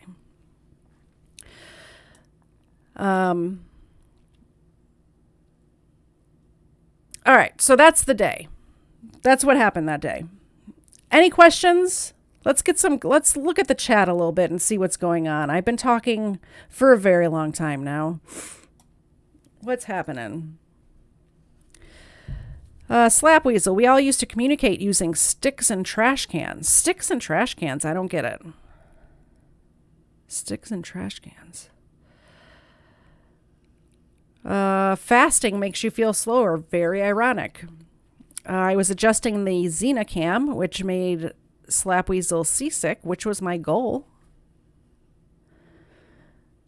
People aren't saying a lot. I think maybe I've convoluted this case too much. I know it in my head, and it's very hard to get it out because it's just so much. This case is so much. So we're going to move on. Hopefully you understand why I believe that Adnan Syed is guilty. I'm going to tell you why they're trying to get him out of prison. Marilyn Mosby. Marilyn Mosby is the DA for Baltimore, and she is a piece of work. So one of the things that she says is that we need equity in the prisons. The prisons are not equitable. There's a reason that the prisons are not equitable. It's because some people commit more crimes than others. So I think that personally, we need to put people in prison that commit crimes. It doesn't matter what color their skin is. It really doesn't. And if you want them so equitable, why aren't we talking about how many women are in prison compared to men? It's because women don't commit as many crimes as men. These are just facts, people. This is nothing new. I'm not saying anything so out of the ordinary here. There's a reason why the prisons are filled with 53% of the prison, let's put it this way. The prison population reflects the crime statistics. This is the way it should be. But according to Marilyn Mosby, this is not the way it should be. She wants the prisons to be equal. She thinks that only 13% of the prison population should be black people, which is ridiculous because they commit much more of the crime. Okay, moving right along. We're going to get into why Marilyn Mosby is trying to get this person out of jail. Any second now. Any minute.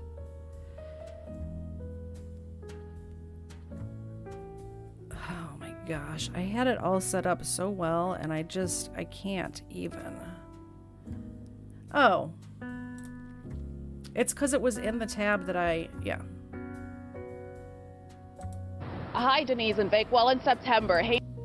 All right, so apparently, oh no, it is playing. I thought this one was blacked out as well. I'm like, oh my gosh, all of my videos are blacked out. What is happening?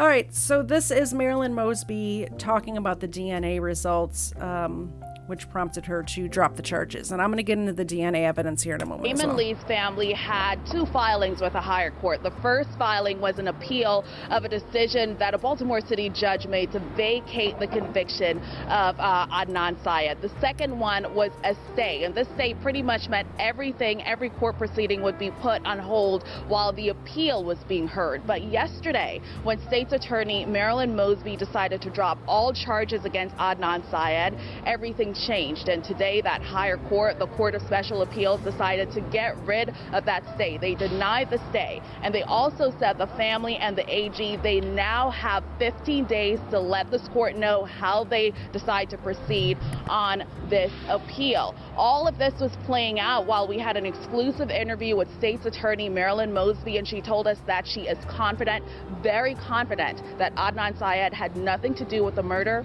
of Hae Min Lee. So, little cap of what's going to happen here. She's basically going to say that we're testing this DNA, and if Adnan Syed's DNA is not found, we're going to let him out of prison. Now, the way DNA works is they're looking for touch DNA right now. Touch DNA can be found between up to 10 and 20 days after it is left, if kept in good conditions. Now, I don't know if you remember me telling you that Hae Min Lee's body was not found for 27 days.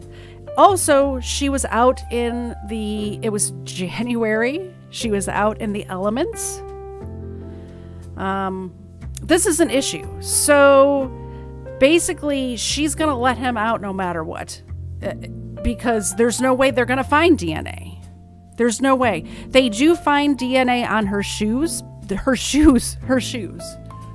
These are not the shoes that she was wearing. These are dress shoes. And I want to actually, speaking of, I don't know if it was here on my channel during the last Crimeland video that I did, or if it was on PJ's channel, but I said that they were athletic shoes that they tested. It was actually dress shoes that she had in her car.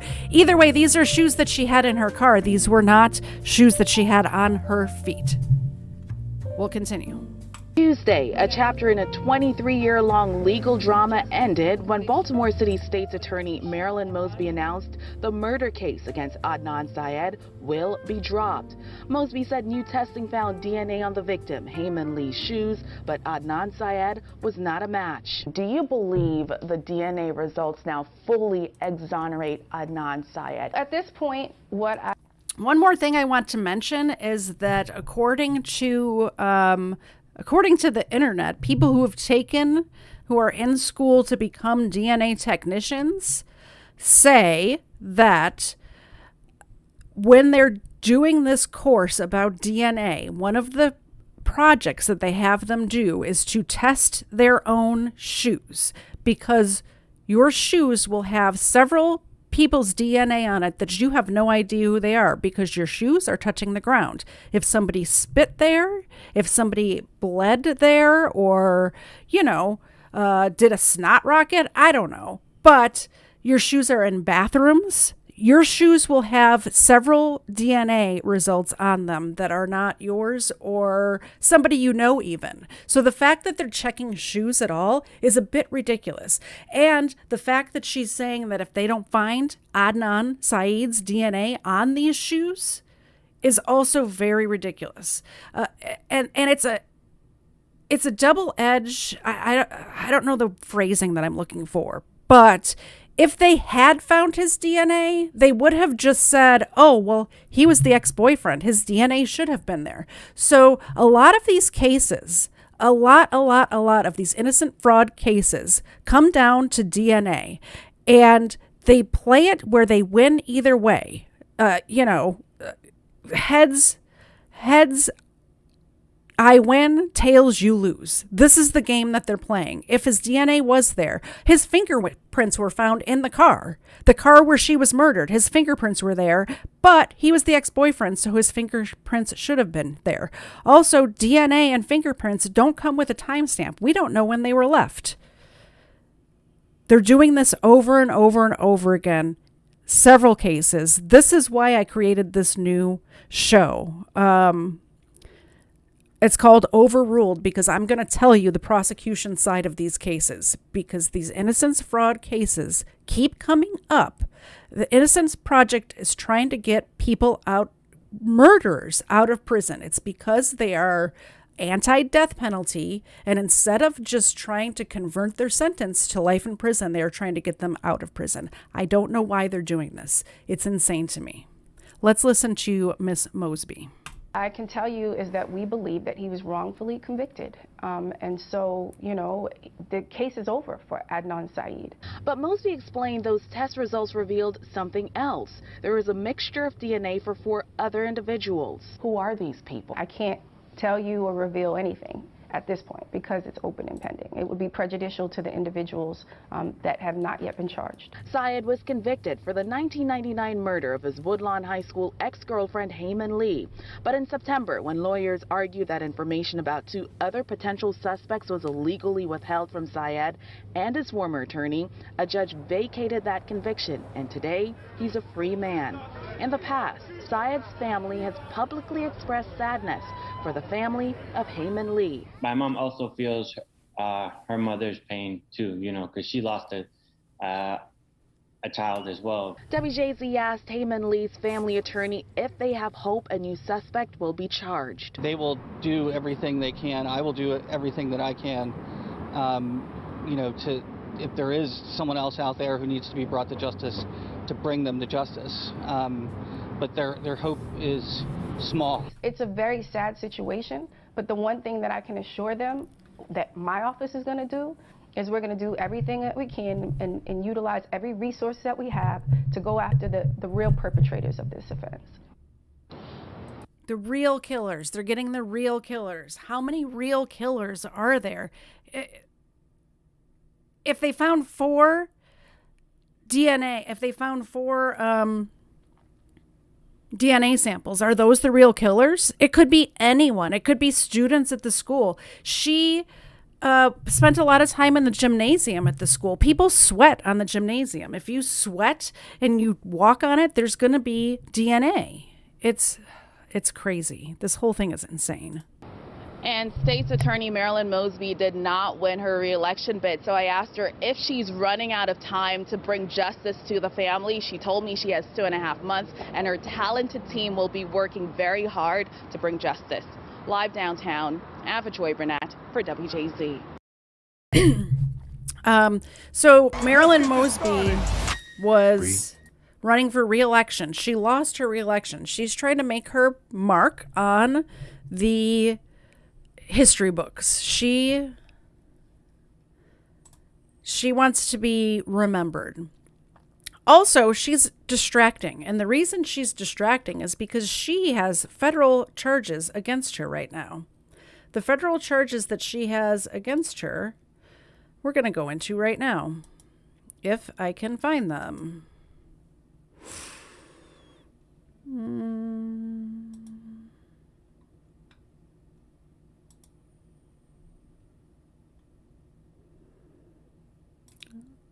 We're going to talk about DNA a little bit more first. I forgot I have more tabs. More DNA tabs. Mission and mantra. All right, this is the speech that she made regarding DNA again. Of my office. This has been the mission and mantra of my office. It will continue to be the mission and mantra of my office until I'm no longer state's attorney. This morning, I instructed my office to dismiss the criminal case against Adnan Syed following the completion of a second round of touch DNA testing of items that were never tested before. Those items include skirt, pantyhose, shoes, and jacket of Miss Hae Min Lee. Although no DNA was recovered from the skirt, the pantyhose, or jacket swabs, there was a DNA mixture of multiple contributors on both Miss Lee's shoes. The same multiple contributor for both of Miss Lee's shoes. And most compellingly, Adnan Syed, his DNA was excluded. My office received notice of these results on Friday. This morning, I personally reached out to the victim's attorney to inform Ms. Lee's family of the DNA findings and my decision to dismiss the case. We attempted to wait for confirmation of notice before releasing anything publicly, but we still, at this point, have not heard back from that attorney. As we communicated to the family before, we stand ready and willing to provide whatever counseling or support services that may be needed for that family who has had to relive an unimaginable nightmare over and over again. Equally heartbreaking is the pain and the sacrifice and the trauma that has been imposed not just on that family, but Adnan and his family, who together spent 23 years in prison for a crime as a result of a wrongful conviction. The fundaments of the criminal justice system should be based on fair and just prosecution. And the crux of the matter is that we are standing here today because that wasn't done 23 years ago. Today is a day that Adnan Syed and his loved ones have been waiting. Here's an issue. Here's an issue that I see. This person, all of these people who are getting these criminals out of prison, her and Mosby, and then her right-hand woman, pull up a picture of that woman. She's blonde and has a lesbianic haircut, are all defense attorneys. They're defense attorneys. There's no prosecution on these cases. Nobody's prosecuting these cases. Everyone who's been installed in these DA positions, I don't want to go into conspiracy about who's paying for their campaigns and things like that. I'm sure you all can figure it out. They're installing defense attorneys into prosecution roles. It's an issue. It's an issue. For 23 long years. The results of the DNA testing exclude Adnan and confirm what Adnan and his supporters have always known. A lack of evidence is not evidence. Because his DNA was not there does not mean that he's innocent. Adnan Syed is innocent. The state of Maryland has dropped the charges. Adnan Syed is free. On behalf of Adnan, we are grateful to the Office of the State's Attorney and Adnan's many supporters who never gave up on him. We offer our deepest sympathy to the family of Hae Min Lee, and we join in the hope that an investigation will bring them real answers and a sense of closure. Adnan will not be making a comment at this time, and we would ask that you give him and his family space and privacy to be able to process and to begin to heal. I noticed that they found a spokesperson who is of Asian persuasion, which I find interesting. It's like it's always identity politics with these people. Always, always, always. You have to look at what they're not telling you. You have to see what they're not telling you. We've already gone over how she said if his DNA is not there, we're going to drop charges. Ridiculous. All right, so we're closing tabs because I wasn't closing tabs, and that's why I'm so freaking confused right now of where all my tabs have gone. That's that one. All right, that's the map. We'll close that one.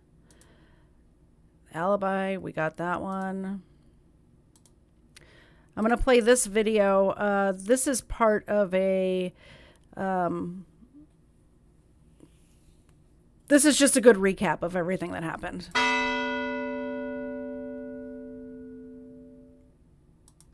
I'm going to speed it up for you guys, and I'm also going to...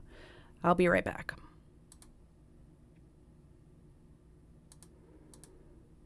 Good evening. Thank you all so much for coming to this very exciting event sponsored by the Prisons and Justice Initiative here at Georgetown. This is about a 6-minute video. Inspiring to see such a great turnout. And I know it's not just the free food. We're going to speed it up. Helps a little bit. My name is Mark Howard. I'm the director of the Prisons and Justice Initiative, which just launched.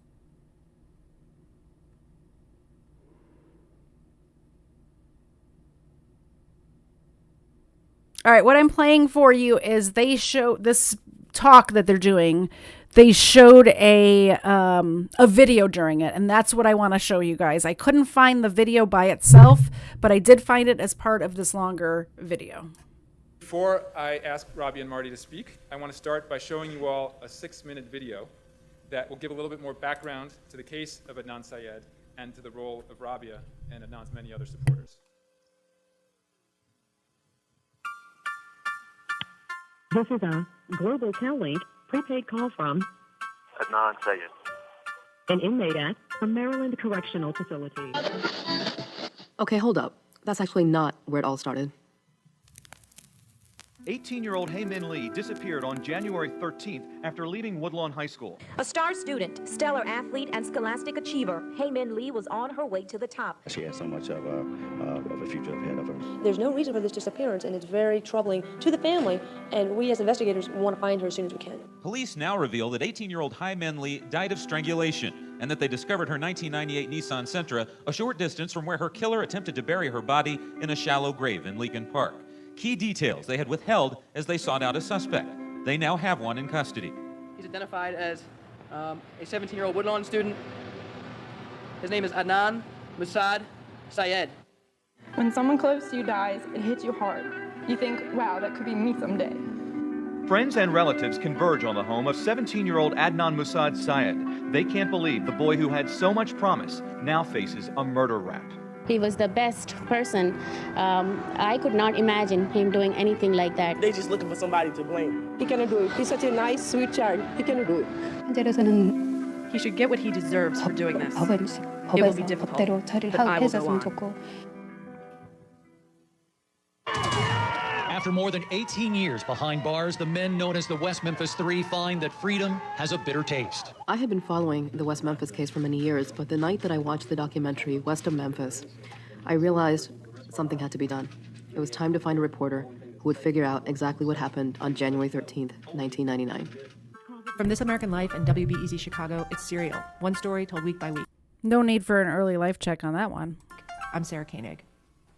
Oh, for weeks I have felt the hair on the back of my neck stand up every time I heard that music for Serial, the greatest podcast in the history of the medium. For 12 episodes, 1.5 million Americans, many of them on the Cycle team, have combed through the evidence Sarah Koenig and her team lays out. In the last couple of hours, it's gone to the #1 podcast in the UK. This is now the most famous, arguably wrongly convicted, former 17-year-old in the history of the judicial system. He's innocent, completely. I think it had nothing to do with it. I think he's not guilty. Shouldn't have been convicted.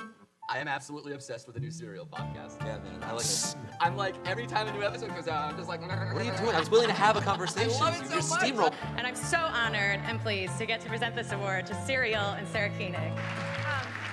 Thank you, guys. Come over here, I think.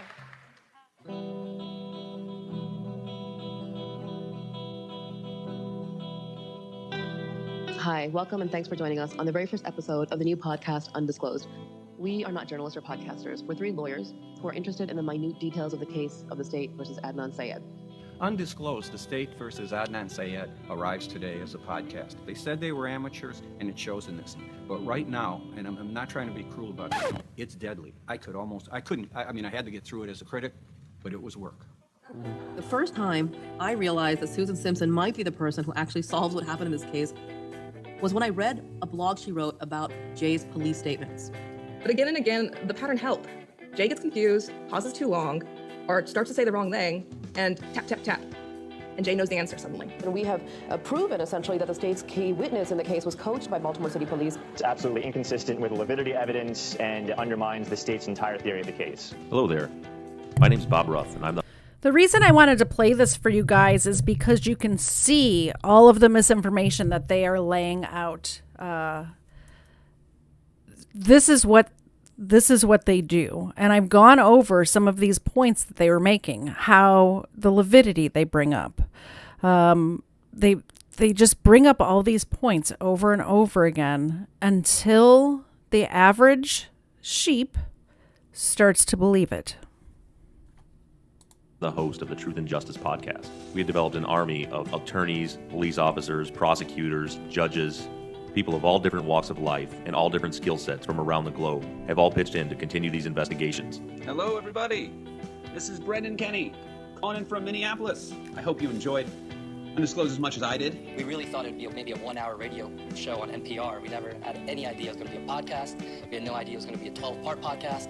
We had no idea how big it would get. A major ruling from a Maryland court, and it effectively gives Adnan Syed, the convicted killer, a chance to call an alibi witness. That Adnan Syed supporters believe they have momentum after last week's ruling from the court. I totally forgot about the alibi witness. I have a whole thing on her. She's so full of shit. As soon as this is done, I got to get into that, man. Whew, Asia McClain is her name, and she's making money off of this. As is all of these people, by the way. Court of Special Appeals that his appeal will be heard. The podcast has had such tremendous effect on potentially reversing a murder conviction. Ryan, you're a big fan of that podcast. My wife and I listen to every episode. It's fascinating to see these new developments after the podcast concluded. It may be the case that she has to start that podcast back up again. Today is day 2 of Adnan's post-conviction relief hearing. Hi guys, day 4, Monday of PCR hearing. I have had no donuts today. That's probably the issue, 10 more of those. We are now happy to be part of the Free Adnan team. Adnan Syed. Adnan Syed. Adnan Syed. Adnan Syed. Adnan. Free Adnan.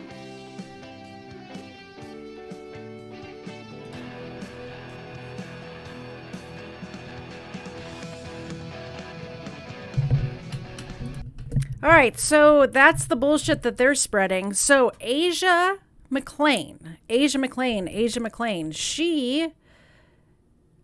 Oh, I logged out. All right, so that's okay. I mean, we haven't had our stuff together at all, so why get it together now? I mean, seriously. I'm going to play this very quick video while I get the... It's only 30 seconds, but this is what Adnan is doing now. Gave a special guest lecture at the University of Baltimore just 1 week after charges were dropped. Adnan Syed gave a special guest lecture at the University of Baltimore just 1 week after charges were dropped in a murder case against him. His attorney, Erica Suter, tweeted these photos of Syed speaking to the class. She said in her tweet, he gave the law students a master class in grace, courage, generosity, and kindness, along with a breakdown of the entire history of his case.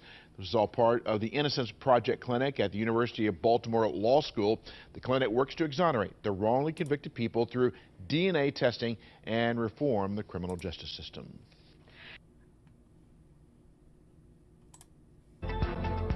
Fighting for justice, the Attorney General questions the handling of the Adnan Syed case and criticizes how city prosecutors notified the victim's family. Hello, I'm Denise Koch. And I'm Vic Carter. Welcome to those of you watching on CBS News Baltimore and on WJZ-TV. A judge released Adnan Syed last month after he served more than 20 years in prison for the killing of Hae Min Lee, whose body was found in Leakin Park, but the case did not end there. In a new court filing, Attorney General Brian Frost challenges State's Attorney Marilyn Mosby. He cites several exclusive WJZ interviews. So we've been following every development in this case, and WJZ investigator Mike Eldrin, she was lying he's flat on her live at face. the Cummings Courthouse downtown with today's new war of words. Mike. And Denise and Vic, it remains to be seen whether the Court of Special Appeals will take any action based on the attorney.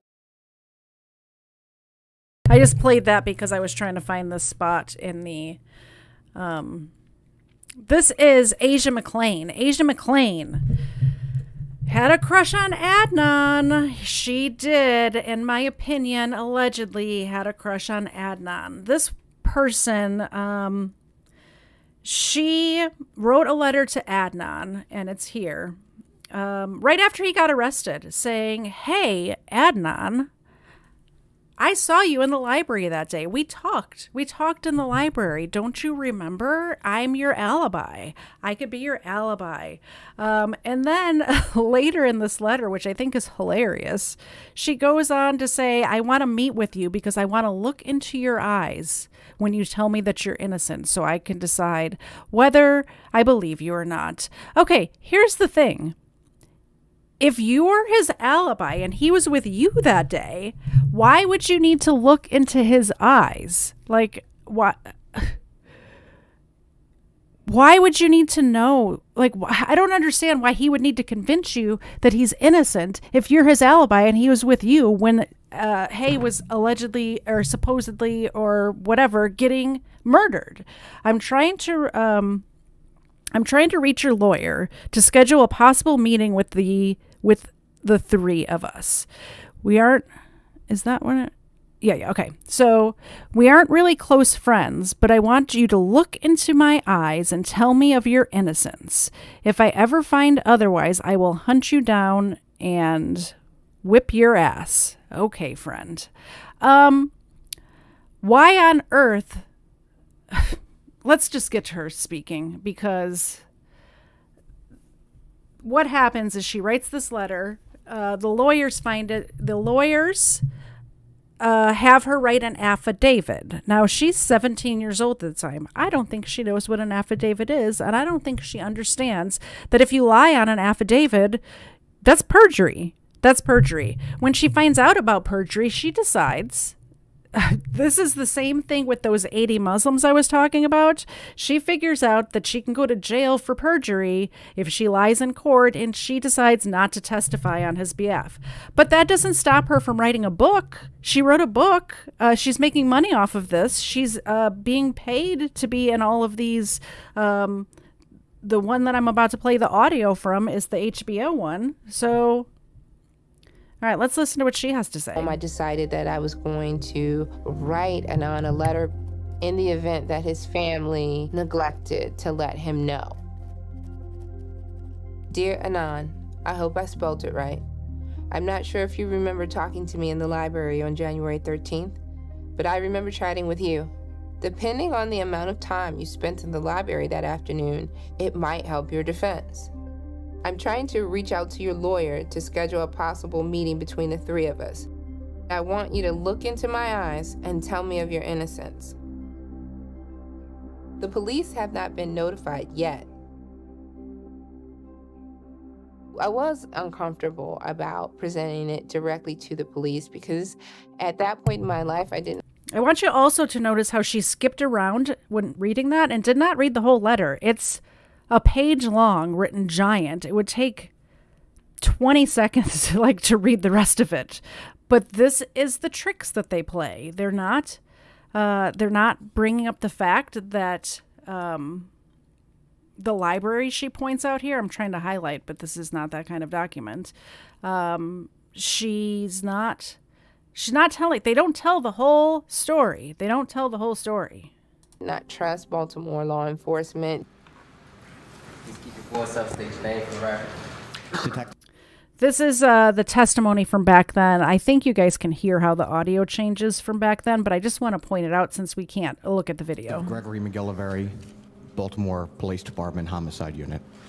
Were you the primary detective assigned to the investigation of the Hae Min Lee murder? Yes, I was.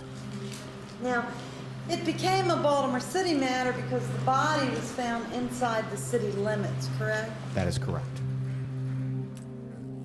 Leakin Park is the southwest borderline of Baltimore City entering to Baltimore County. It's a common area, unfortunately, that we've found and had many, many murder victims found in. In the past 5 years, police have found 20 bodies in this vast wooded expanse. Hae Min Lee was number 20. In the Baltimore area, it's known as the city's graveyard. Baltimore is struggling with a reputation for homicide at a time when crime is going down almost everywhere else. We can't let these numbers continue to go in the direction that they are. Open the door! At the heart of the mayor's initiative, a more aggressive style of policing. I can remember being followed in my vehicle by the police, pulled over and harassed by the police for no apparent reason. And you heard stories in the neighborhood of people getting busted for drugs that weren't theirs. Back in the 90s, a Baltimore homicide unit was known throughout the country with the ability to clear cases. One statistic that you'll probably see, the higher the arrest rate, the lower the conviction rate, because the investigations are not what they should be. In the course of your investigation, did you have occasion to interview Detective O'Shea of the Baltimore County Police Force concerning his missing persons investigation of Hae Min Lee? I received reports that he had written and information that he had obtained. Based on information you obtained from him, what, if anything, did you do? I obtained cell phone records of a phone that Adnan Syed had. And this is where it gets tricky. They have cell phone records that prove her story that she's telling over here is bullshit. And she doesn't want to go to jail. I think I was the only person of like my group of friends or whatever that had a cell phone. It was like a pretty cool thing. I like to show it off. If someone wants to use it, sure, go ahead, you can use my cell phone, you know. We had gotten the subscriber information for each of the numbers. One of the subscribers lived in the Woodlawn area, so I responded to that location. All right, so she doesn't testify, Asia McClain. Also, the other reason why we know this is bullshit is that they end up asking Adnan about seeing, he's like, oh shit, I got an alibi? Like this random chick that I hardly know that apparently has a crush on me is going to be my alibi witness? Sweet, because all of the Muslims backed out when they found out about, the cell phone and all that, which she ends up doing anyway. But he says that, oh yeah, I saw Asia McClain in the school library that day. I stopped and talked to her for a long time. Here's the issue. When the police talked to Asia McClain, she says that she saw Adnan in the public library, the city library, different library. So we know that this story is bullshit, and that's how we know. Oh man, these people, I'm telling you what.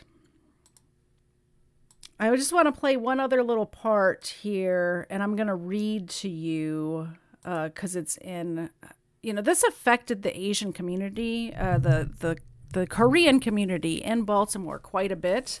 And there's a little segment here that goes into, one of their own went missing, and all of the Asian community got together that day and looked for her. They looked everywhere. This is unusual. She's a very good student, straight A. She wants to be a doctor. She actually got into optometry school already. She was planning on going there after she graduated. All of it's very horrible. It's horrible. And what's even more horrible is that these people, these defense attorneys are trying to get these defense attorneys who say they're on the side of the people by becoming DAs. They're trying to get these murderers out of prison, and it breaks my heart. So we're going to go to 45, 47, 45, 47. And we're going to listen to how this has affected the Asian community. Who drives Hae Lee's car? We didn't have Hae's car yet. Shit. Do I have the wrong episode? Pull off the side of the road. There's a wall. The objective.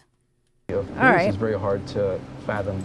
Give me a sec. I think I need to be a different episode, because, I'm blonde, and that's how I roll.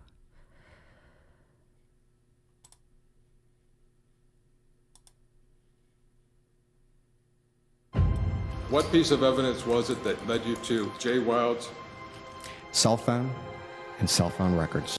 All right. Let's see if it's this episode, 45. It is. I was in the wrong episode. So this is just a little segment about the how this affected 그래서 우리가 시위도 하고 다 해야 되겠다. The Asian community. And he's worried about the optics of being in court. If the judge sees this Muslim man with his big old beard, it's going to hurt Adnan's case. A lot of us believe that had something to do with the perception of the jury in the trial.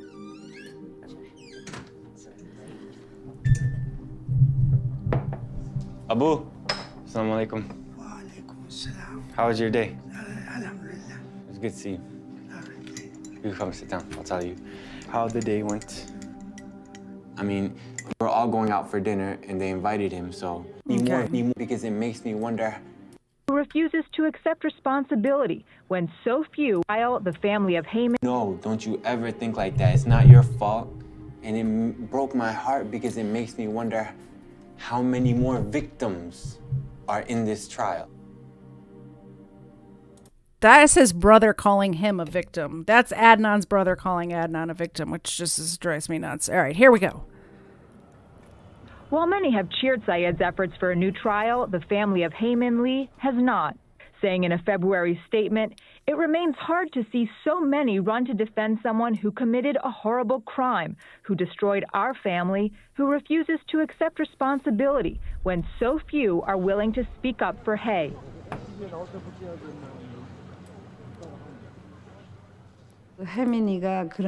When this happened, Hae Min, at the time, we thought, this is something we can't just let go. As a community, in order to protect our kids, we need to demonstrate and protest.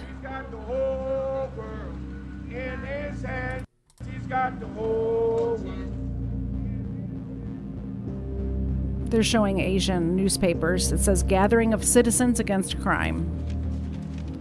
This person here is Hae Min's younger brother. Back then, the Baltimore area had a Korean population of around 20,000. Koreans had one daily newspaper, and a lot of Koreans were small business owners. Delis, carryouts, liquor stores, convenience stores. Besides these jobs, there were no other jobs available. Normally, you would have to work 10 to 15 hours a day so you could provide for your children. Koreans generally worked and owned stores in dangerous neighborhoods in the dangerous neighborhoods of Baltimore. There were a lot of robberies and murders. I remember Joe Lee's murder was in 1993. 4 eyewitnesses said this man, Davon Neverdon, held up. Any guesses? They just showed a picture, which obviously I can't show you guys, of Davon Neverdon. You put your guesses in the chat of the aesthetics of this gentleman. And then shot and killed this college student, Joel Lee. But Neverdon was acquitted. We want justice. We want justice. Joel Lee died twice by 2 murderers. One was Neverdon, and another was the legal system of this country. So the Korean community united and protested unfair judgments. Tonight, a community comes together to protest the death of a Korean grocer who was killed at his East Baltimore store. Immediately following the funeral service, members of the Korean American community will join a special motorcade around the city. The hearse will be driven by several of the crime scenes and encircle City Hall. Some of the people in these cars are calling this a protest. Others are calling it a motorcade. But no matter what it is called, it is meant to send a message. We feel we're victimized again and again and again.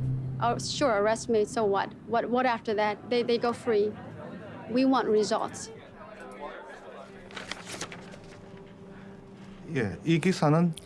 This headline is when Hae Min's body was found.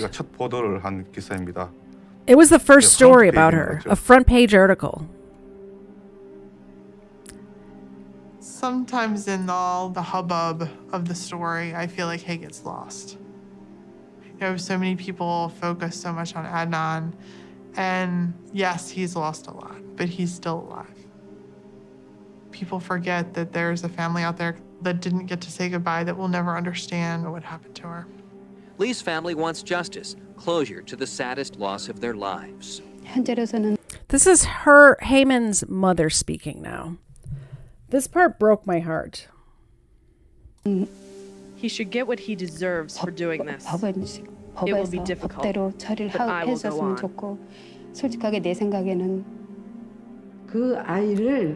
All we wanted was for the kid to be convicted.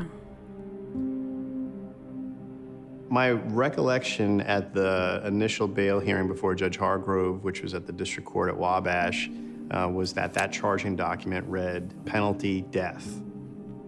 The charging document in front of the judge had Adnan's birthday listed incorrectly, the year 1980, I think, instead of 81. If you're charged with a capital offense and you're 18, you are not eligible for bail.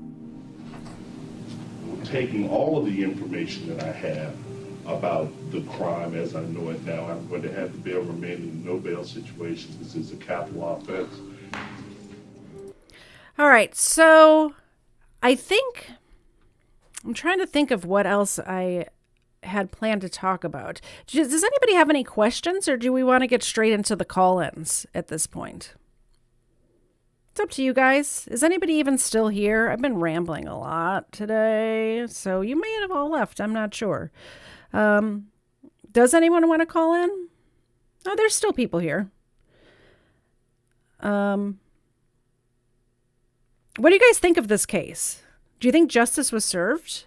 Do you think that it would have been better, in general, if he was 18 instead of 17, and we wouldn't be dealing with all this now because, well, actually we might be, because people stay on death row a very long time. So, I just don't know. Let me pull up my Discord and see if anybody wants to chat about it.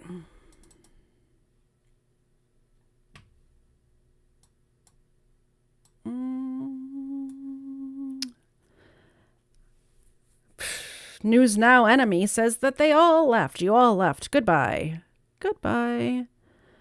Let's put on some music.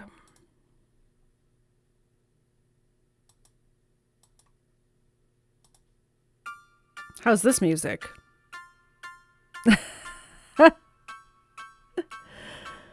Oh, where'd my Discord go? Also, anybody out there, several of you probably have my cell phone number as well.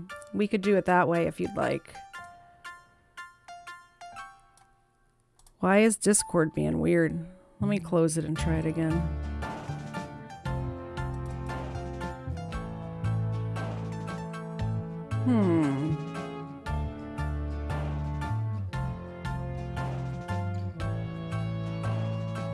Okay, Waffle is asking about the motive. I will tell you the motive. Okay, there's Discord.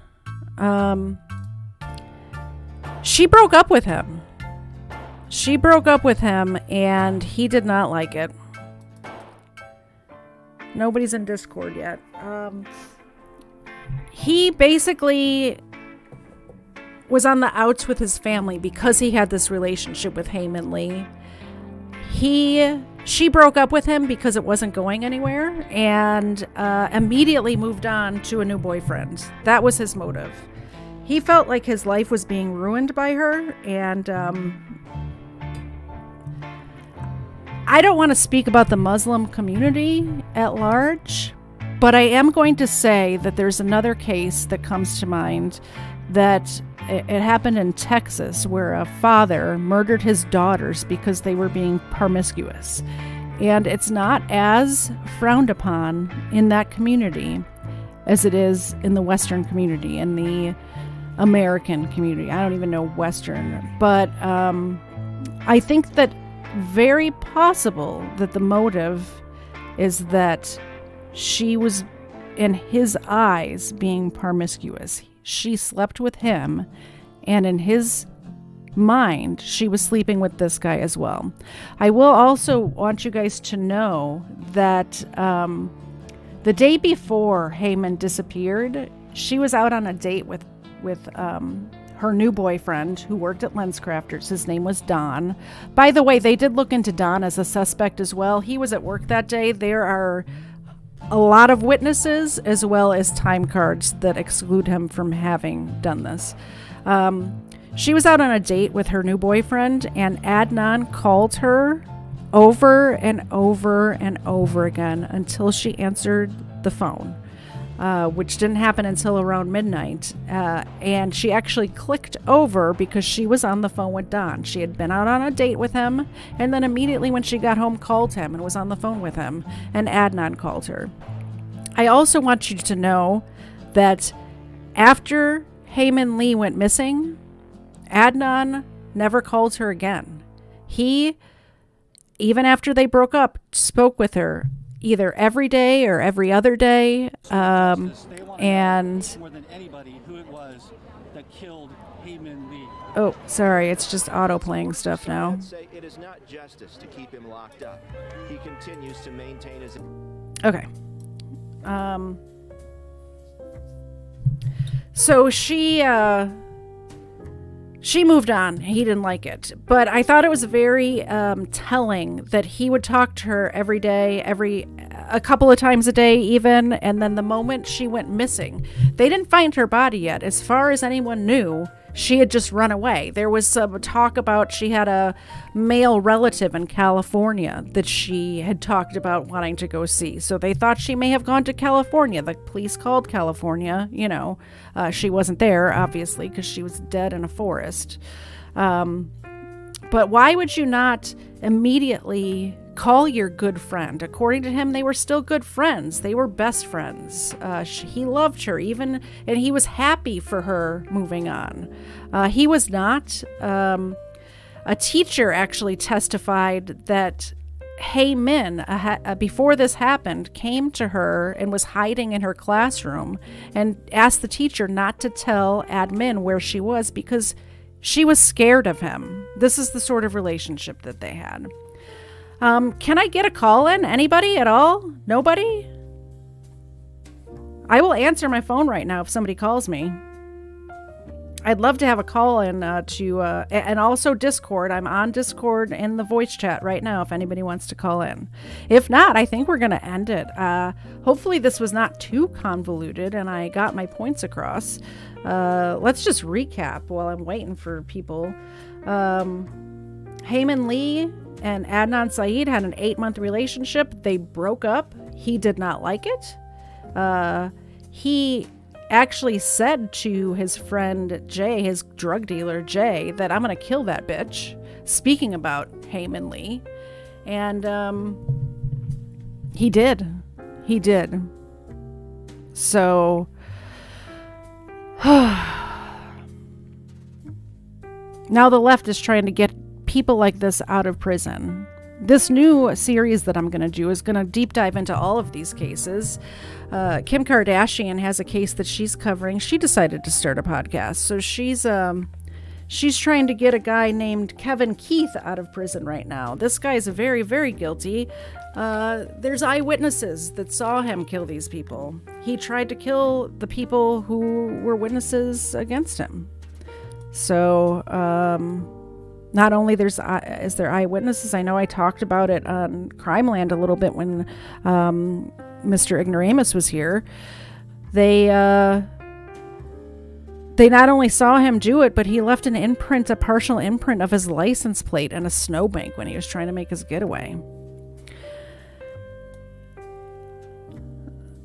Any other questions? Since nobody wants to call in, I can take questions in the chat. I think, did I cover that, Waffle Salter, about the motive? Did you get it? I mean, does that explain it well enough, I guess?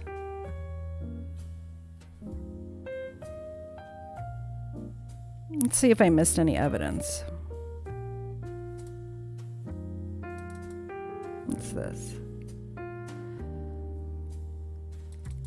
Oh, I had the cell phone log as well that shows all the phone calls that were made from his cell phone that day.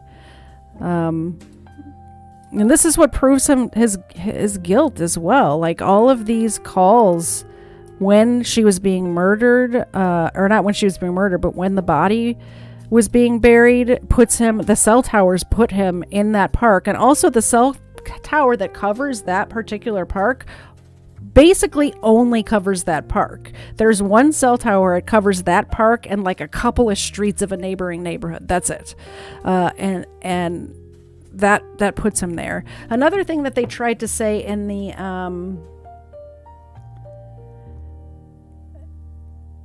is Xena still alive? Xena, where's your squeaky? She's alive. She's alive. She's good. She's good. She's good. Another thing they were saying on these podcasts and documentaries is that there was an ice storm the following couple of days. So how on earth could they have been digging? How could they have been digging in the ground if it was an ice storm in January? Well, if you look at the weather report from that day, it was unusually warm leading up to that ice storm. So warm that people had their windows open and had turned their heat off. It was like in the upper 50s leading up to that ice storm. So that's debunked. Every single point that they make in any of these documentaries can be easily, and podcasts can be easily debunked with just like the littlest amount of digging. So that's it. That's where we're at. And I guess we're going to wrap it up. I'm kind of sad that nobody wanted to call in. And the reason being is, remember that cool opening that I had?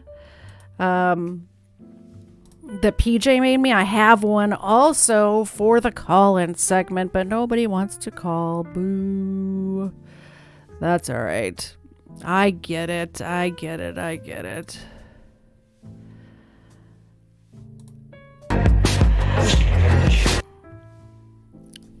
love my new artwork. Thank you very much, PJ. I'm turning off Discord now. And we're going to wrap it up. So, if you like what I do here, please, pretty please, think about maybe buying me a coffee. There's a link in the description. You can do a one-time donation with that app. It's, buymeacoffee.com. And if you want to become a subscriber, I got a Subscribe Star. Subscribe Star is like Patreon, but not as... I don't know what you'd want to... I don't know how you'd call it. Patreon is not nice to people who have different opinions than them. So we're boycotting Patreon for now anyway, and we're doing Subscribe Star. So if you want to become a subscriber, I have different tiers of subscriptions starting at $5 a month. And if you let me know that, look, I want to help you out, I want to subscribe, but I can't afford $5 a month, let me know. I'll make another level for $1 or $2 or whatever you want to do. I have no problem doing that. So just let me know, and we can do that. Be sure to like, share, and subscribe. I didn't forget, because that really helps the algorithm. I actually had a short go have the most views I've ever had on anything this week, and it was like over 2,000 views on one little short 17-second clip. So I'm going to keep doing that, and I'd really like to do this more often, and I would love to be able to quit my job and do this. And if I could find a job that I could work from home and do this sort of stuff all day, I would totally love to do that. So I guess that's it. I hope you all have a great rest of your evening. I'm hoping that my husband comes upstairs very shortly and cooks me dinner. We'll see. He was going to do brisket tonight, but I think that we got other things going on, and that did not happen. Let's close some stuff down and find our outro music. So the outro music that I picked for today is called Breaking Up the Silence. And the reason why I picked that is because this was a bad relationship and a really bad breakup. So let's find our... I think I closed my outro music. I'm such a tard sometimes, I tell you what. So Breaking Up the Silence by Mr. Stephen Ignoramus, and here it is. Let me pull that up.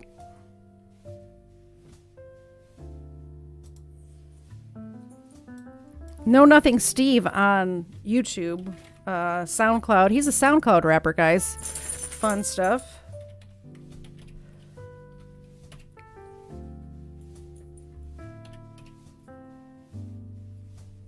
It would help if I spelled it right.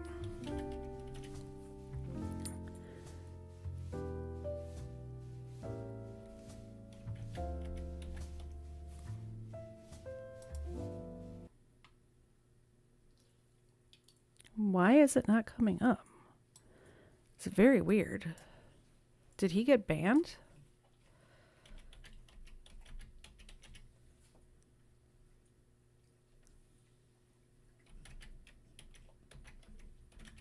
Very weird. There it is. Whew. Man, I thought I was going to have to break some news to my friend here. All right. Have a good day, guys.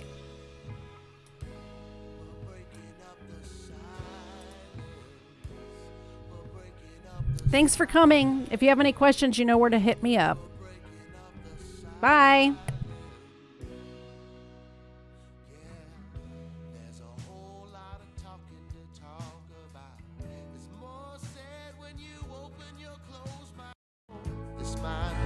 Just weakening our time frame. Yeah, someone's a know-it-all. Are you done pulling cords on the cold call? You spend a weekend doing reading into mind games. Yeah. But now I ain't listening. There's too much bitterness under the covers, trying to keep from going insane. Yeah. I'm just a second-hand citizen. I'm missing that medicine. You're too damn innocent to change. Yeah. We'll shake the shores of islands, but we'll be waking up with sirens. Stay the course we intend, depending how we spend our mileage. We'll have struggles, I know you'll get spent, and you always want to see me smiling. Say we're bored where we've been, that's why we're breaking up the silence. Breaking up the silence.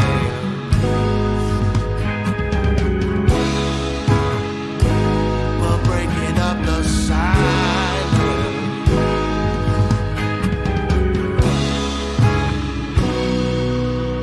Yeah, there's a whole lot of faking going on.